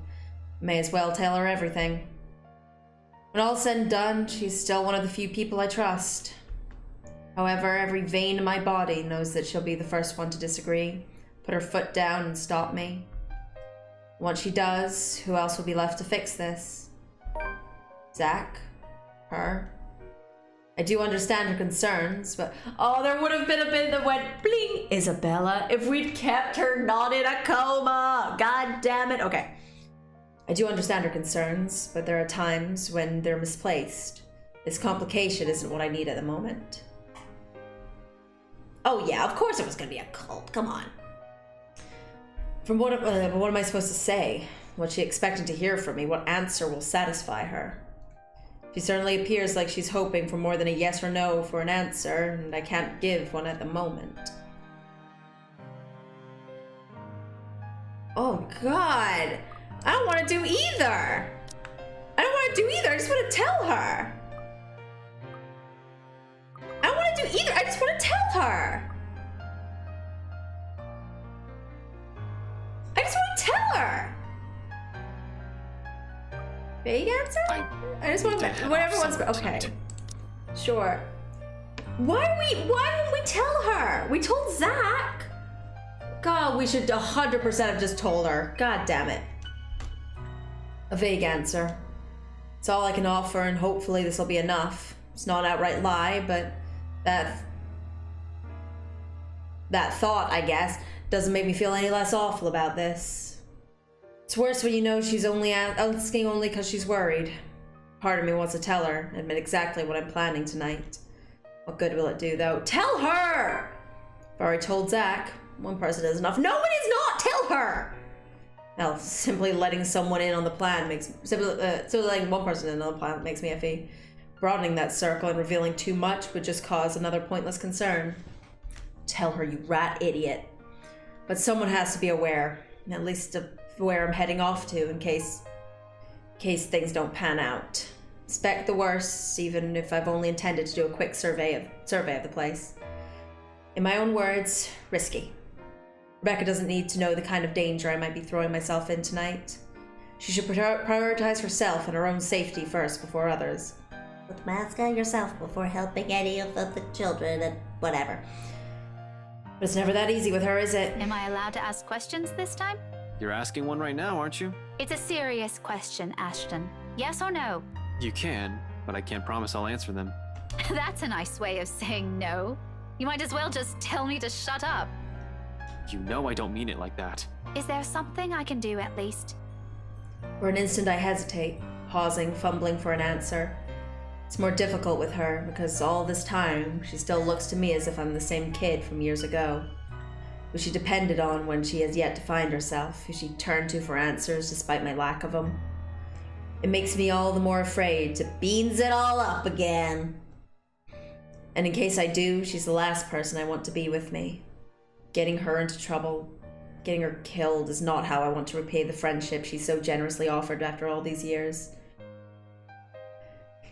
My friends are not supposed to be the ones taking the repercussions from my mistakes. Those are of my own doing, my own responsibility. A fear, heavy weight on my shoulders that shouldn't be dragged into carrying. However, if there's one thing I can trust her with... Stay safe. Keep Z-Man safe. Watch over him while I'm out there. Make sure he doesn't do anything stupid. You're good with that kind of stuff. I'm a high school teacher, Ash. Not anyone's babysitter. A grimace is on her face, but I know she'll do it, even without without me asking for it. She cares more than anyone, more than what her fiery temper expresses. And it eases something in me, knowing the Zach will have someone like her here. Sure enough, after a stretch of silence, she eventually nods. She doesn't entirely agree with this. It's in the distant look on her face, but she's willing to trust me on this. For now, that's enough. Either way, it's best that we simply leave things there for now. There's already an understanding, albeit something we both can't agree with. No need to push it further. With a light, reassuring squeeze on her shoulder, I stand up. At the same time, footsteps shuffle in from the pub's entrance, and cheerful chatter suddenly fills the room as a group of people enter. It's all the distraction I need.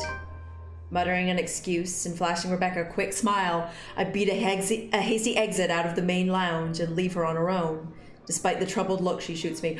I cannot believe we are going to get this demon on our own. Holy butts. Aw, look at these two little friendos. Look at these cute little friendos. I know that you want more, but you're still the cutest little friendos. When Ashton showed up at the pub's main lounge again, he found Rebecca alone in a corner. Even without him saying anything, Rebecca knew he had a plan in mind. Something he could only hint at, to Rebecca's disappointment. When all was said and done, the detective simply asked her to stay safe. Before Rebecca can say what's on her mind, before the last frustrated glare she directs my way forces me to change my mind. It's another lasting image that firmly etches itself in my memory. One that spurs the conscience, among other things. I just hope I won't regret what I've chosen for myself tonight. Same-o! I cannot believe we are going on our own. Oh my god. Oh my god. Oh my god. Okay. The Galway Shawls Monday night crowd, though small and barely occupies a quarter of the whole pub, provides ample enough cover for anyone who wishes to leave the place unnoticed. It is still baffling to me that they believe that, like, any pub anywhere in all of Britain would not be packed on Halloween night, no matter what night of the week it is. Bullshit. Just exactly what I need tonight. The lively music and chatter, slipping out, mostly unseen, becomes a piece of cake. Without much trouble, soon enough, I find myself standing outside, under the chilly Luxburn night. A gust of wind picks up shortly after I step out, carrying the telltale smell of impending rain. I'll give it about an hour or two before it starts. From the looks of it, tonight will be another downpour, maybe even stronger than the one we had this morning. On instinct, I hunch further into my jacket, hugging its thick material close to my body while I weave my way through the lines of empty cars in the parking lot. 4 hours is all I'm giving myself to get this done.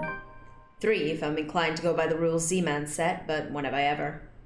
Regardless of how generous that is, each second's just as important as the next. The brief detour needed, I can't waste time dallying here.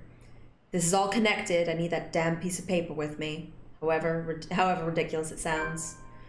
If I remember correctly, it's among the stuff Rebecca brought that first night at the hospital.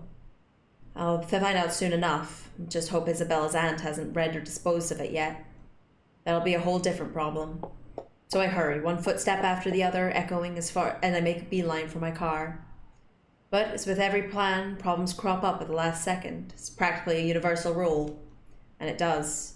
In the form of a lone figure waiting for me next to my car. No! Oh, thank you, Jesus. Okay, it's fine. Okay, we're good. Okay, we're good. Rebecca turns just as I near, the corners of her mouth twitching up in a wry smile. She offers no greeting except for the slight tilt of her head.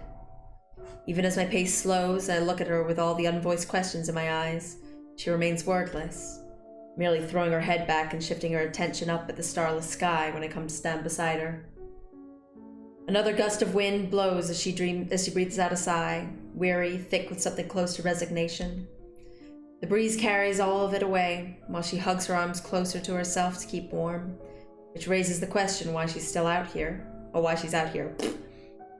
The air's already heavy with the promise of rain, clouds obscuring the view. There's really nothing left to look at but a dark blanket of nothingness. Still, she stands there as if she's intentionally waiting for everything to fall. That, or she's here for some other reason. Before I can voice a single word, express a disapproval of any kind, she raises a halting hand at me, sharply cutting off the rest of my question. I'm not here to stop you. Wherever it is you're planning to go off tonight, I won't be able to anyway. You look like you've already made up your mind. Go back inside. It's going to rain soon. It'll probably be even heavier than the downpour we had this morning. You wouldn't want to be caught in it. I will, in a moment. I just want to stay out here a bit for some air, away from the noise inside. Everything's been so chaotic these days. How the fuck did she get here before us? Okay. This little break is nice. Even if it means standing in the middle of a parking lot, of all places. Getting out of this mess would definitely be better, but hey, you take what you can get, right? Oh, It'll be over soon. Oh, girl. The confidence in my own words surprises even me. How do I know? Why am I so sure? When in truth, what I'm about to do is a last-ditch effort. This fails, I don't find anything. Back to square one. It's the last lead I have. After this, we have nothing else to go off of. Regardless, it seems to amuse her, and her laughter soon sounds above the murmur of the distant traffic and the light drafts sweeping around us. How I wish. I'll be content as long as she stops showing up in my mind whenever I close my eyes. I think that may take some time. The brain doesn't easily forget trauma. Yep. I can try, but you know, it also did a lot to us. Tell me about it. The back of my head's still smarting from my fall last night. Yeah, okay. Not that kind. I'm talking about us as people. I hate to admit it, but this whole deal with the ghost, with the curse, it also brought out an ugly side to us. To all of us. And it made me realize plenty of things about myself, about us. Rebecca trails off. Suddenly, a pensive expression crosses her face. I've seen it countless of times before. Every time I've seen it on her, it's usually followed by a memory, a silly story, even something embarrassing I've said from childhood. And like me, who much rather forget, she remembers each of them so easily. And after a short bout of silence, when she smiles, I know this is one of those times again. Do you remember that one time back in secondary? Which one? We did a lot of dumb things back then. Well, I did, but you get the point. Mandy. I thought you still don't like her. Don't tell me you've kept in contact with her. Are you guys friends now or something? Oh no. We do see each other sometimes. On the way to work or when I go out for lunch, but it's nothing like that. We're not friends. Not in this lifetime. I don't think so.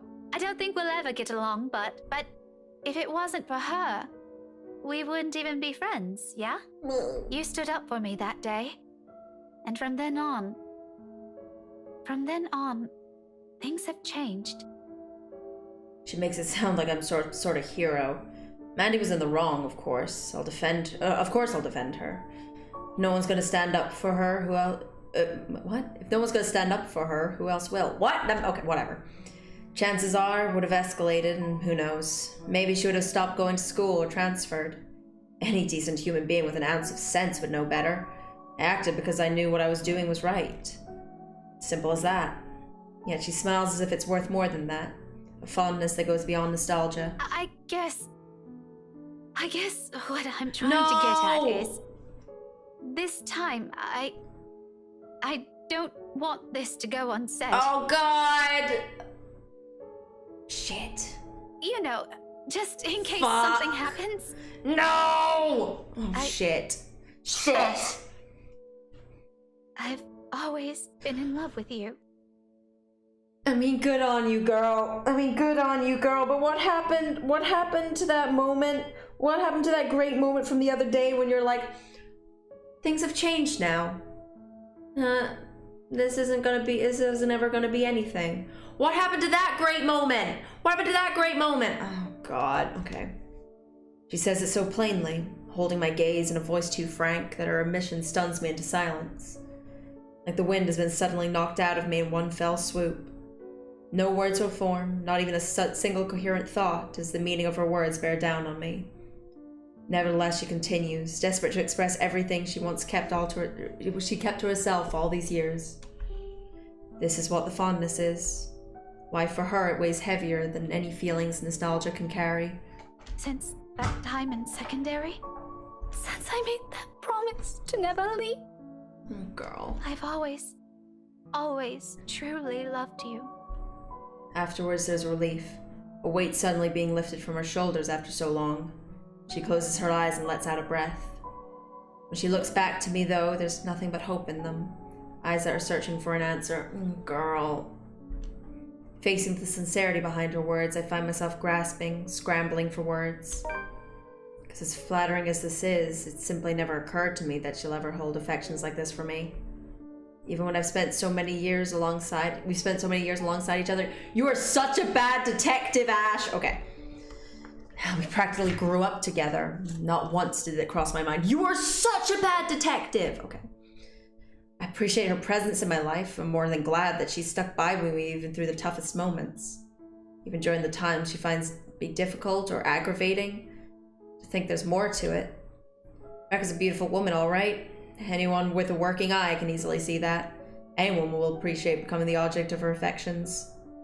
And for more than that, she's also a close, important friend to me. Rebecca, I'm...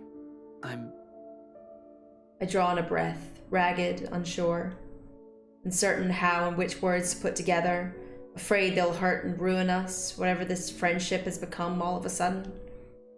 Though before I can string two phrases together, she closes the distance between us, grabs a fistful of my shirt and pulls me down. No!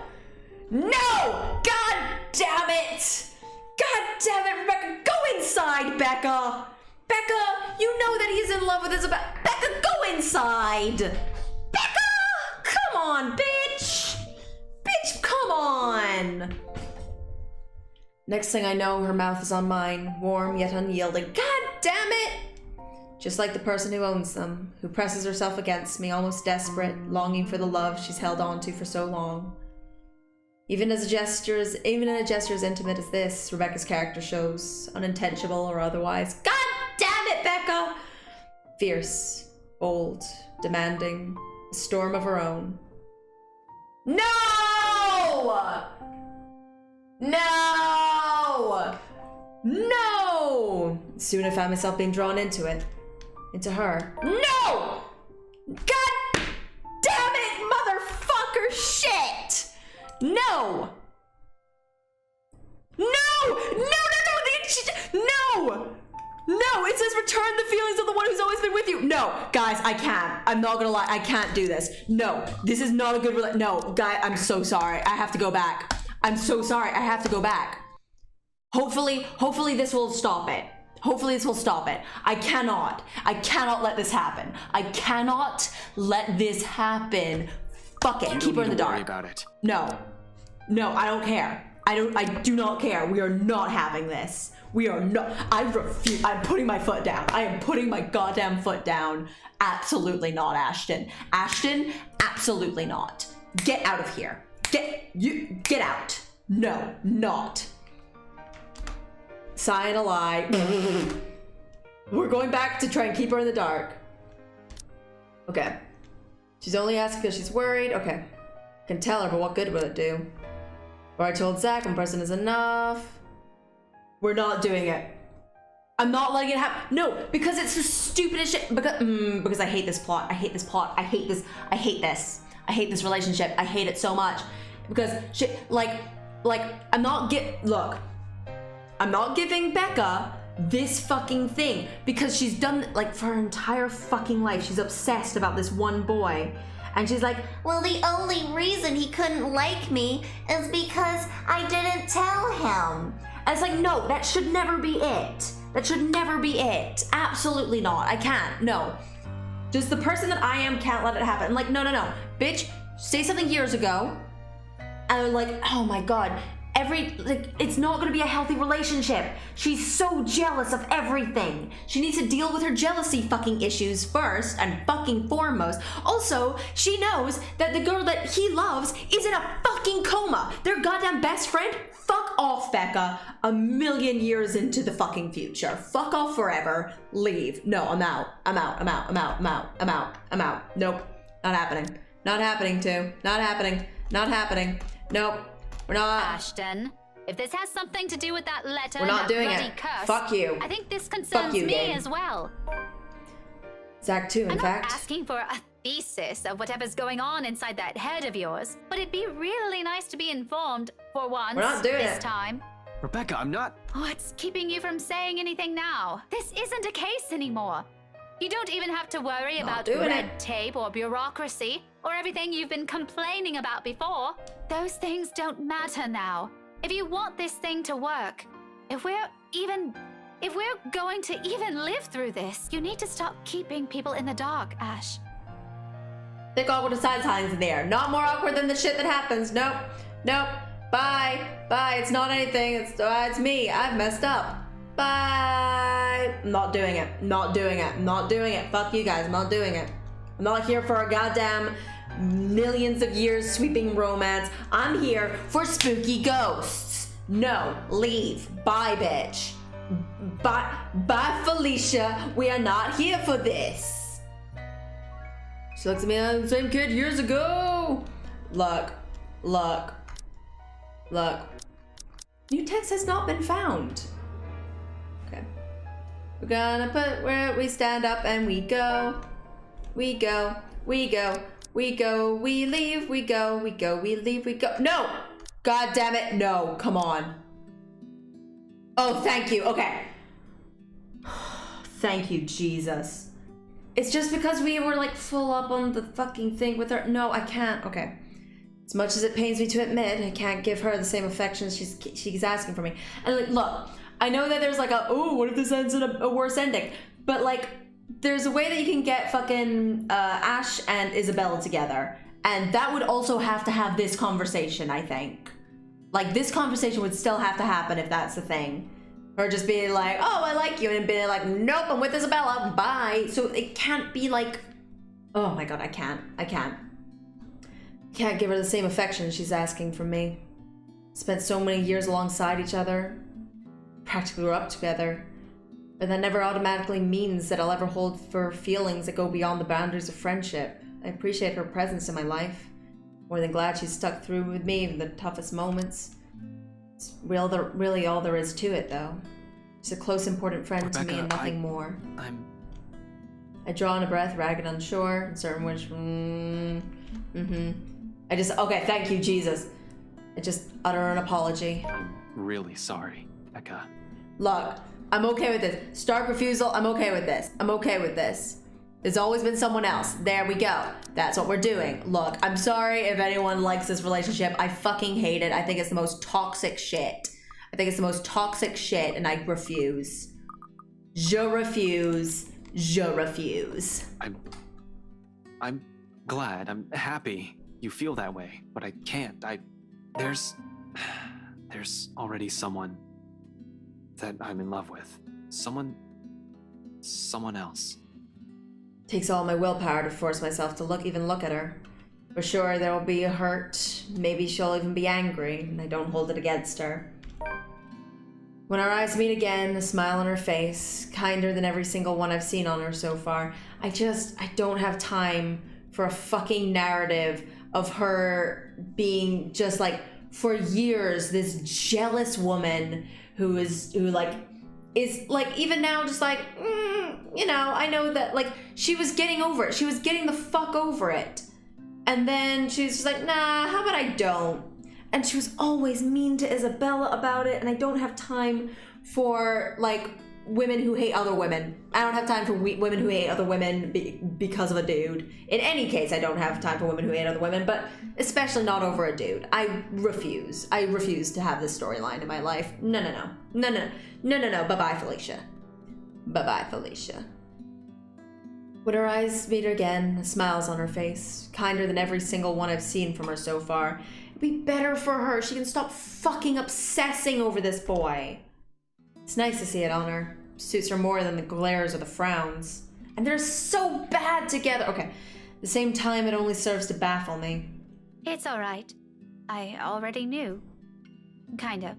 Yeah, but I should... Don't beat yourself up over this. It's not your fault.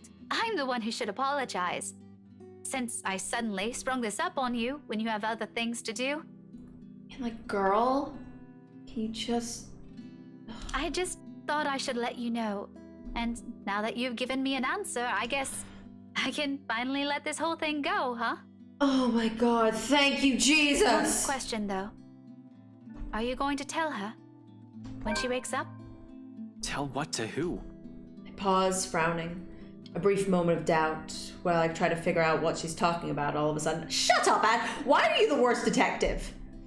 When it finally sinks in, my bewilderment hastily gives way to utter embarrassment.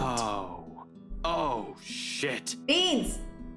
Heat abruptly crawls up my face. No matter my efforts to keep it down. In the end, I can only look away from her, afraid of what she'll see in it. Did you really think no one would notice? Was it that obvious? Yes! It was surprisingly easy to tell. But that was probably because I've known you longer than anyone. Fuck, who else knows? Beans! I think Zach suspects. Shit. Beans!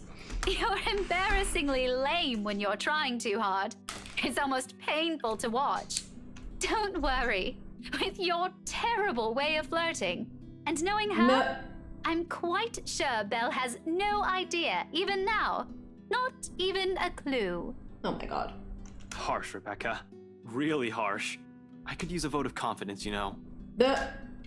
She laughs loud, the kind that's free of any burden, ringing above the wind, slowly picking up as storm clouds approach.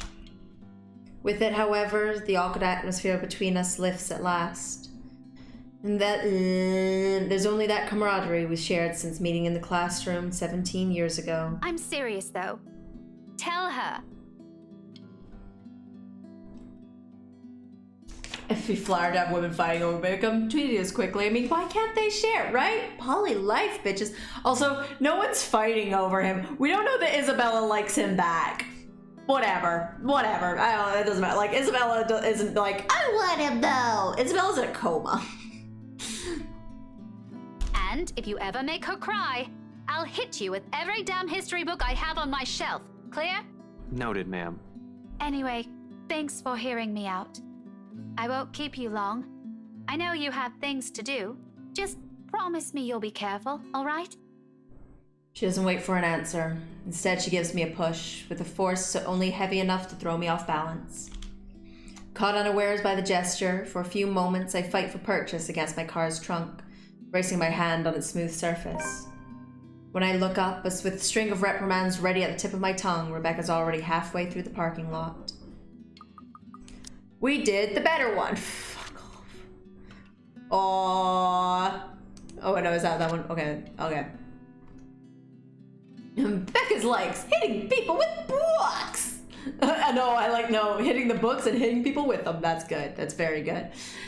Ashton left for the mansion at nightfall, but when he got to his car, he found Rebecca waiting for him. Fearing she might not have the chance, she confessed her feelings. However, Ashton couldn't reciprocate. With a sad smile, Rebecca accepted this. She only wanted him to know. Thank you, Jesus. Oh. There's a small skip in her steps, while the breeze carries the light tunes she's whistling. On a whim, I let its notes be the last thing I commit to memory before slipping inside my car and driving off. No. Oh god, is it? Okay, it's not doing it. Sounds like a new beginning more than anything. Another reason to be optimistic. Oh, thank you, Jesus. Wind's already picked up on my arrival at the hospital. Somewhere, the faint sound of thunder booms, filtering through the concrete walls of the place. Those sparsely manned nailed it. Though sparsely manned at this hour, the on-duty nurse's lively chatter easily fills the lobby. Some recognize and coax me into joining them when I pass by, but all of it's been turned down in favor of rushing straight to Isabella's room. Oh, girl. Her aunt's nowhere to be found when I slip inside. On the bed, Isabella remains still, with a constant beeping of the machines as the only sign she still lives. Same as the other day, as well as the day before that. Nothing's changed in her condition. Every single time I've stepped in this room, the sight of her weak and motionless sends a painful pang in me. Despite what her doctors have been telling us, despite what's happened during the last visit, I'd like to believe she'll still make it through. When she wakes up, all of this will be over. Hey, scaredy cat. Hang in there, all right? I'm going to fix this mess we're in. And once you're okay, you're buying a whole month's worth of ice cream. Wait for me. She won't be able to answer, not yet, but I imagine her laughing at me right now, daring me to make good on that silly promise, and I will. Finding the letter among her belongings doesn't take long.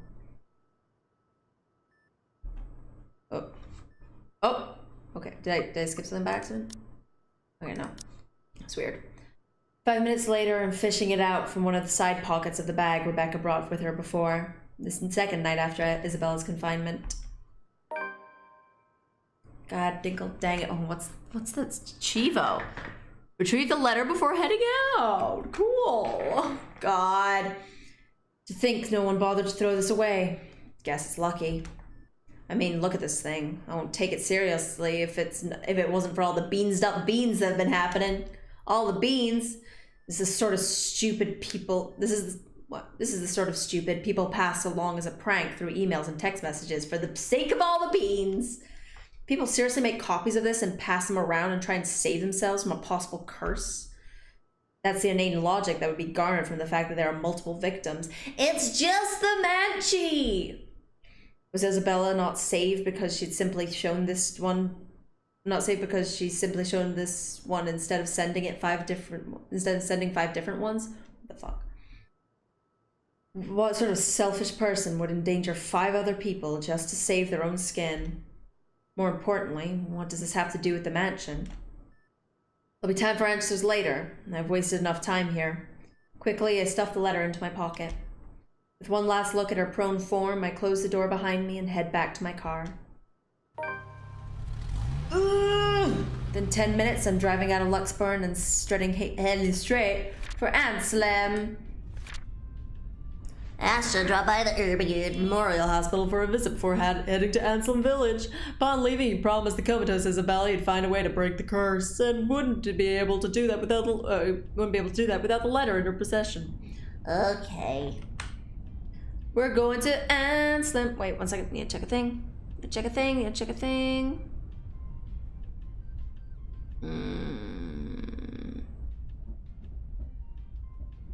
Okie doodles. Oh god. Ugh.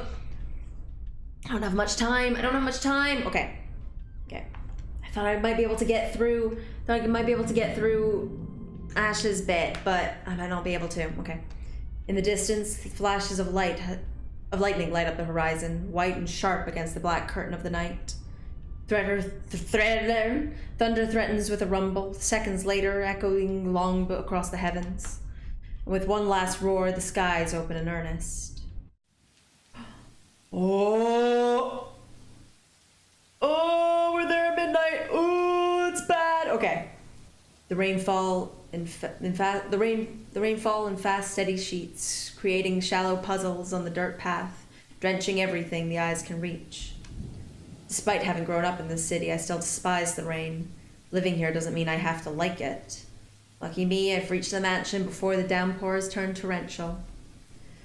The long slog from Anselm Village by foot has already been made difficult by the light drizzle and biting winds buffeting against my body every few seconds.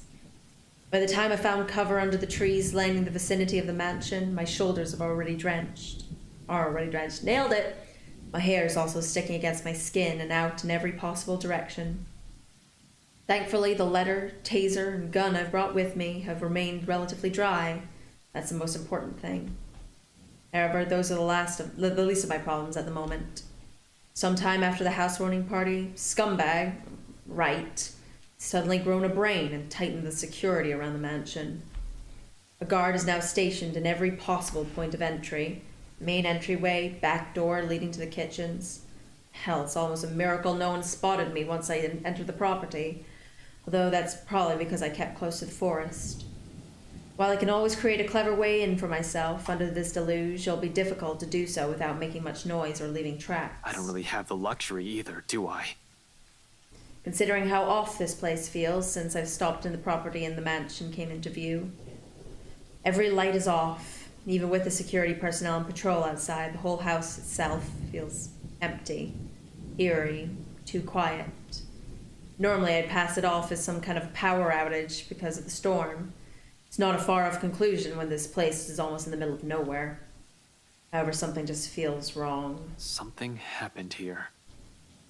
Or is about to. It's the sole reason why I haven't done anything yet. Simply observing, watching, listening for anything. I might be pressed for time, but I'm not a careless idiot. Though I need a way in, desperately so, moving without thinking will not only endanger me. With so many unknown variables with what we're dealing with, I also have to act on the assumption that someone's always in danger, especially in this place. I can't act impetuously. As much as I hate Wright, I'm not about to cause his death because of one thoughtless action. If there's a place he deserves to be at, it's in a prison, not a morgue. No! Okay. So when a hoarse, painful sob suddenly rings out above the loud pitter-patter of rain, only then do I stir. A woman. Perhaps a servant. Or worse, Hannah Wright. Coming from the forest.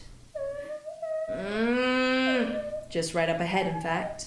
Not too far from the house. Regardless, I give the place a quick, wary glance before following the noise. Carefully keeping to the shadows, one cautious step after another. Louder and louder it gets as I near. Fuck me. Until it abruptly turns into a loud, desperate, anguished cry. I break into a run. One nervous hand ready on the gun holster to my hip.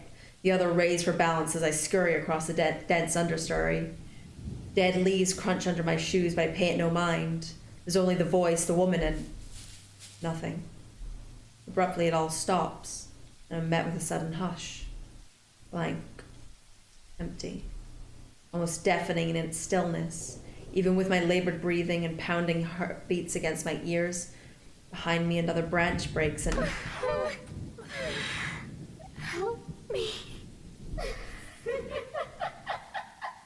Don't, why did we turn around? Why are we turning around and not just running? Why are you turning around and not just running? Dread surges within me while I spin around and take a hard step back, ignoring the chilly pinpricks crawling back against the back of my neck. Before I can even meet her eyes, the whole world unexpectedly pitches sideways. Tilting. No! No, no, no, no, no, no! Not the basement again! No! And tilting till the ground beneath me finally crumbles. My hands fight for purchase, only to meet air. By then it's too late. No! My foot slips further and the rest of my body follows. No, no, not the basement again, please! Dark spots blur the edges of my vision. Black tendrils twist and coil around my limbs. Soft footfalls echo from the far distance, scurrying, scampering, moving in odd rhythm with the sharp, piercing notes of her laughter. But more than that are the voices, lacing venom inside every crevice in my head. Murmurs that jeer, scoff, and deride. Over. It's because you didn't listen. And over. It's all your fault. And over again. Why don't you believe me? A reminder of what I failed to do and who I failed. What I'm trying to desperately fix. A scream threatens to burst, but my throat closes off. Ever so slowly, a chill seeps into every nerve in my body, washing away every sensation in me apart from one. There's only fear. Once again, her laughter echoes, a sound both bitter and unforgiving. It's the last thing I hear before she reaches for me. No! The ground trembles. The whole world slows to a stop. God damn it, the dungeon! God damn it, the dungeon! Marianne's been down here for 4 days. Oh my god, I hope she's still alive. The storm had started in earnest when Ashton arrived at the mansion. While trying to find a way in, Detective noticed the eerie silence that enveloped the place. Something was wrong inside, but before he could figure it out, the sobs of a woman echoed, and then he got beansdizzed. God damn it, okay. The half darkness greets me when my eyes finally snap open. The soft patter of dripping water somewhere spurring my consciousness further. For a few short moments I remain still, blinking away the dizziness, allowing my vision to adjust to the lack of light and my breathing to even out first, before pushing myself up on one arm and attempting to stand. Turning alone is a struggle on its own. An inch of movement sends a stab of sharp pain right up my arms and my back, giving me another pause. Shit. Beans. I hope I didn't break anything. Beans. There doesn't seem to be any injury or major fracture, though the whole of my back does feel sore and raw, probably from when I skidded down prior to landing here. Comforting thought. Second attempt comes easier later, though no less painful. The time I'm back on my feet, the exertion has left me gasping in short, shallow breaths and leaning heavily on the wall nearest to me. Behind me, a light draft blows in from where I've fallen in, coming in short, sharp bursts into what's apparently an underground tunnel, and brings in the fresh, earthy smell of rain from topside. Regardless, it fails to mask the old, musty scent of the place, a mixture of mold, mildew, dust, grease, and something distinctly foul. Like death. More worrisome than the putrid, festering smell, however, are the cells that line both sides of the tunnel. Under the dim light, I can barely make out what's inside on some of them, but I already have a few ideas, all of which I refuse to delve into at the moment. Knowing how long the mansion has stood, Somehow, no matter how unexpected finding the existence of this place is, it isn't too surprising. I wonder if Scumbag knows about this. Probably not, unless he's also the kind of person who takes joy in inflicting this kind of suffering on others. I don't really think so. He's rotten to the core, but not that rotten. He'll probably balk at this, move out of the first opportunity, and have it demolished. The very idea of what has occurred in this place years ago makes me reel as well. I've known long ago places like this tend to hold secrets. This, though, if this were just the tip of the iceberg. I fear that what I may discover in the mansion itself, in the tale of that God beans and letter. But fear is inconsequential. As unpleasant as the sight of this place might also be the only way for me to get inside unnoticed. Sighing and taking one last gulp of clean air, I push away from the wall and delve deeper into the passage. Let's just hope it'll be smooth sailing from here on. Turns out that alone is too much to ask of this early. Marianne? Marianne? No 20 paces into it, another sound abruptly rises above my footfalls, rebounding off the hollow walls and echoing inaudibly across the whole span of the tunnel, before fading away just as swiftly as it rang. I pause nevertheless, straining my ears for more of it, while I gradually move my hand to my side, slow and steady until the tips of my fingers brush off the gun's handle. Please don't shoot her. Although cold against my skin, it's the closest thing I have to comfort at the moment. For a long minute I wait, holding my breath, watching every form, edge, and shadow at the corners of my vision for any movement. After a heartbeat and nothing, I allow the tension to ease out of me in the form of a long, slow exhale that reverberates around the whole passage. Who's there? Perhaps it's because of what happened earlier and how I ended up here, or maybe it's because of my training. But in spite of the panic and fear in that voice, I don't immediately answer. Instead, I pull the gun free from its holster and wordlessly draw closer to where the voice rings out once again. Afraid, frantic, weak. I'm asking you a question. Who's there? It's only after I've realized the safety do I answer. I've released the safety, nailed it. And while continuing my approach in a careful, steady pace. I think I should be the one asking you that. Who are you? Show yourself. I can't. I'm stuck in here. Well, a ghost would definitely not be saying that, or have a conversation like this, or be stuck anywhere. As if to prove her point, she extends a hand from one of the cells ahead and waves. Then as she pulls back, grips the iron bars and rattles it lightly. I can't get out. Can you help?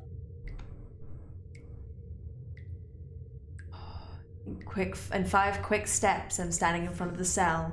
Sure enough, a woman's inside. Slumped on the floor, holding the bars with shaking hands, clinging to it as if it's the only thing keeping her upright.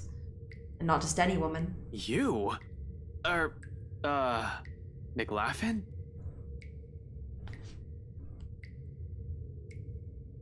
It's McLaughlin. That name's McLaughlin.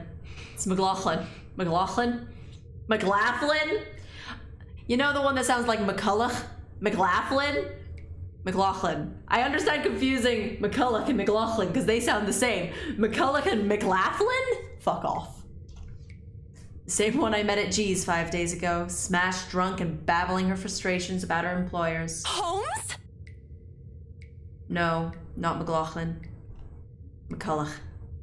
Marianne McCulloch. Famous interior designer extraordinaire. Oh my god, my dudes, this is the worst, but I have to end it there. I have to end it there. My housewarming is tonight. I have to end it there. I have to get ready for the housewarming. I cannot believe I have to end it there. Holy shit. Oh my god. Nearly died.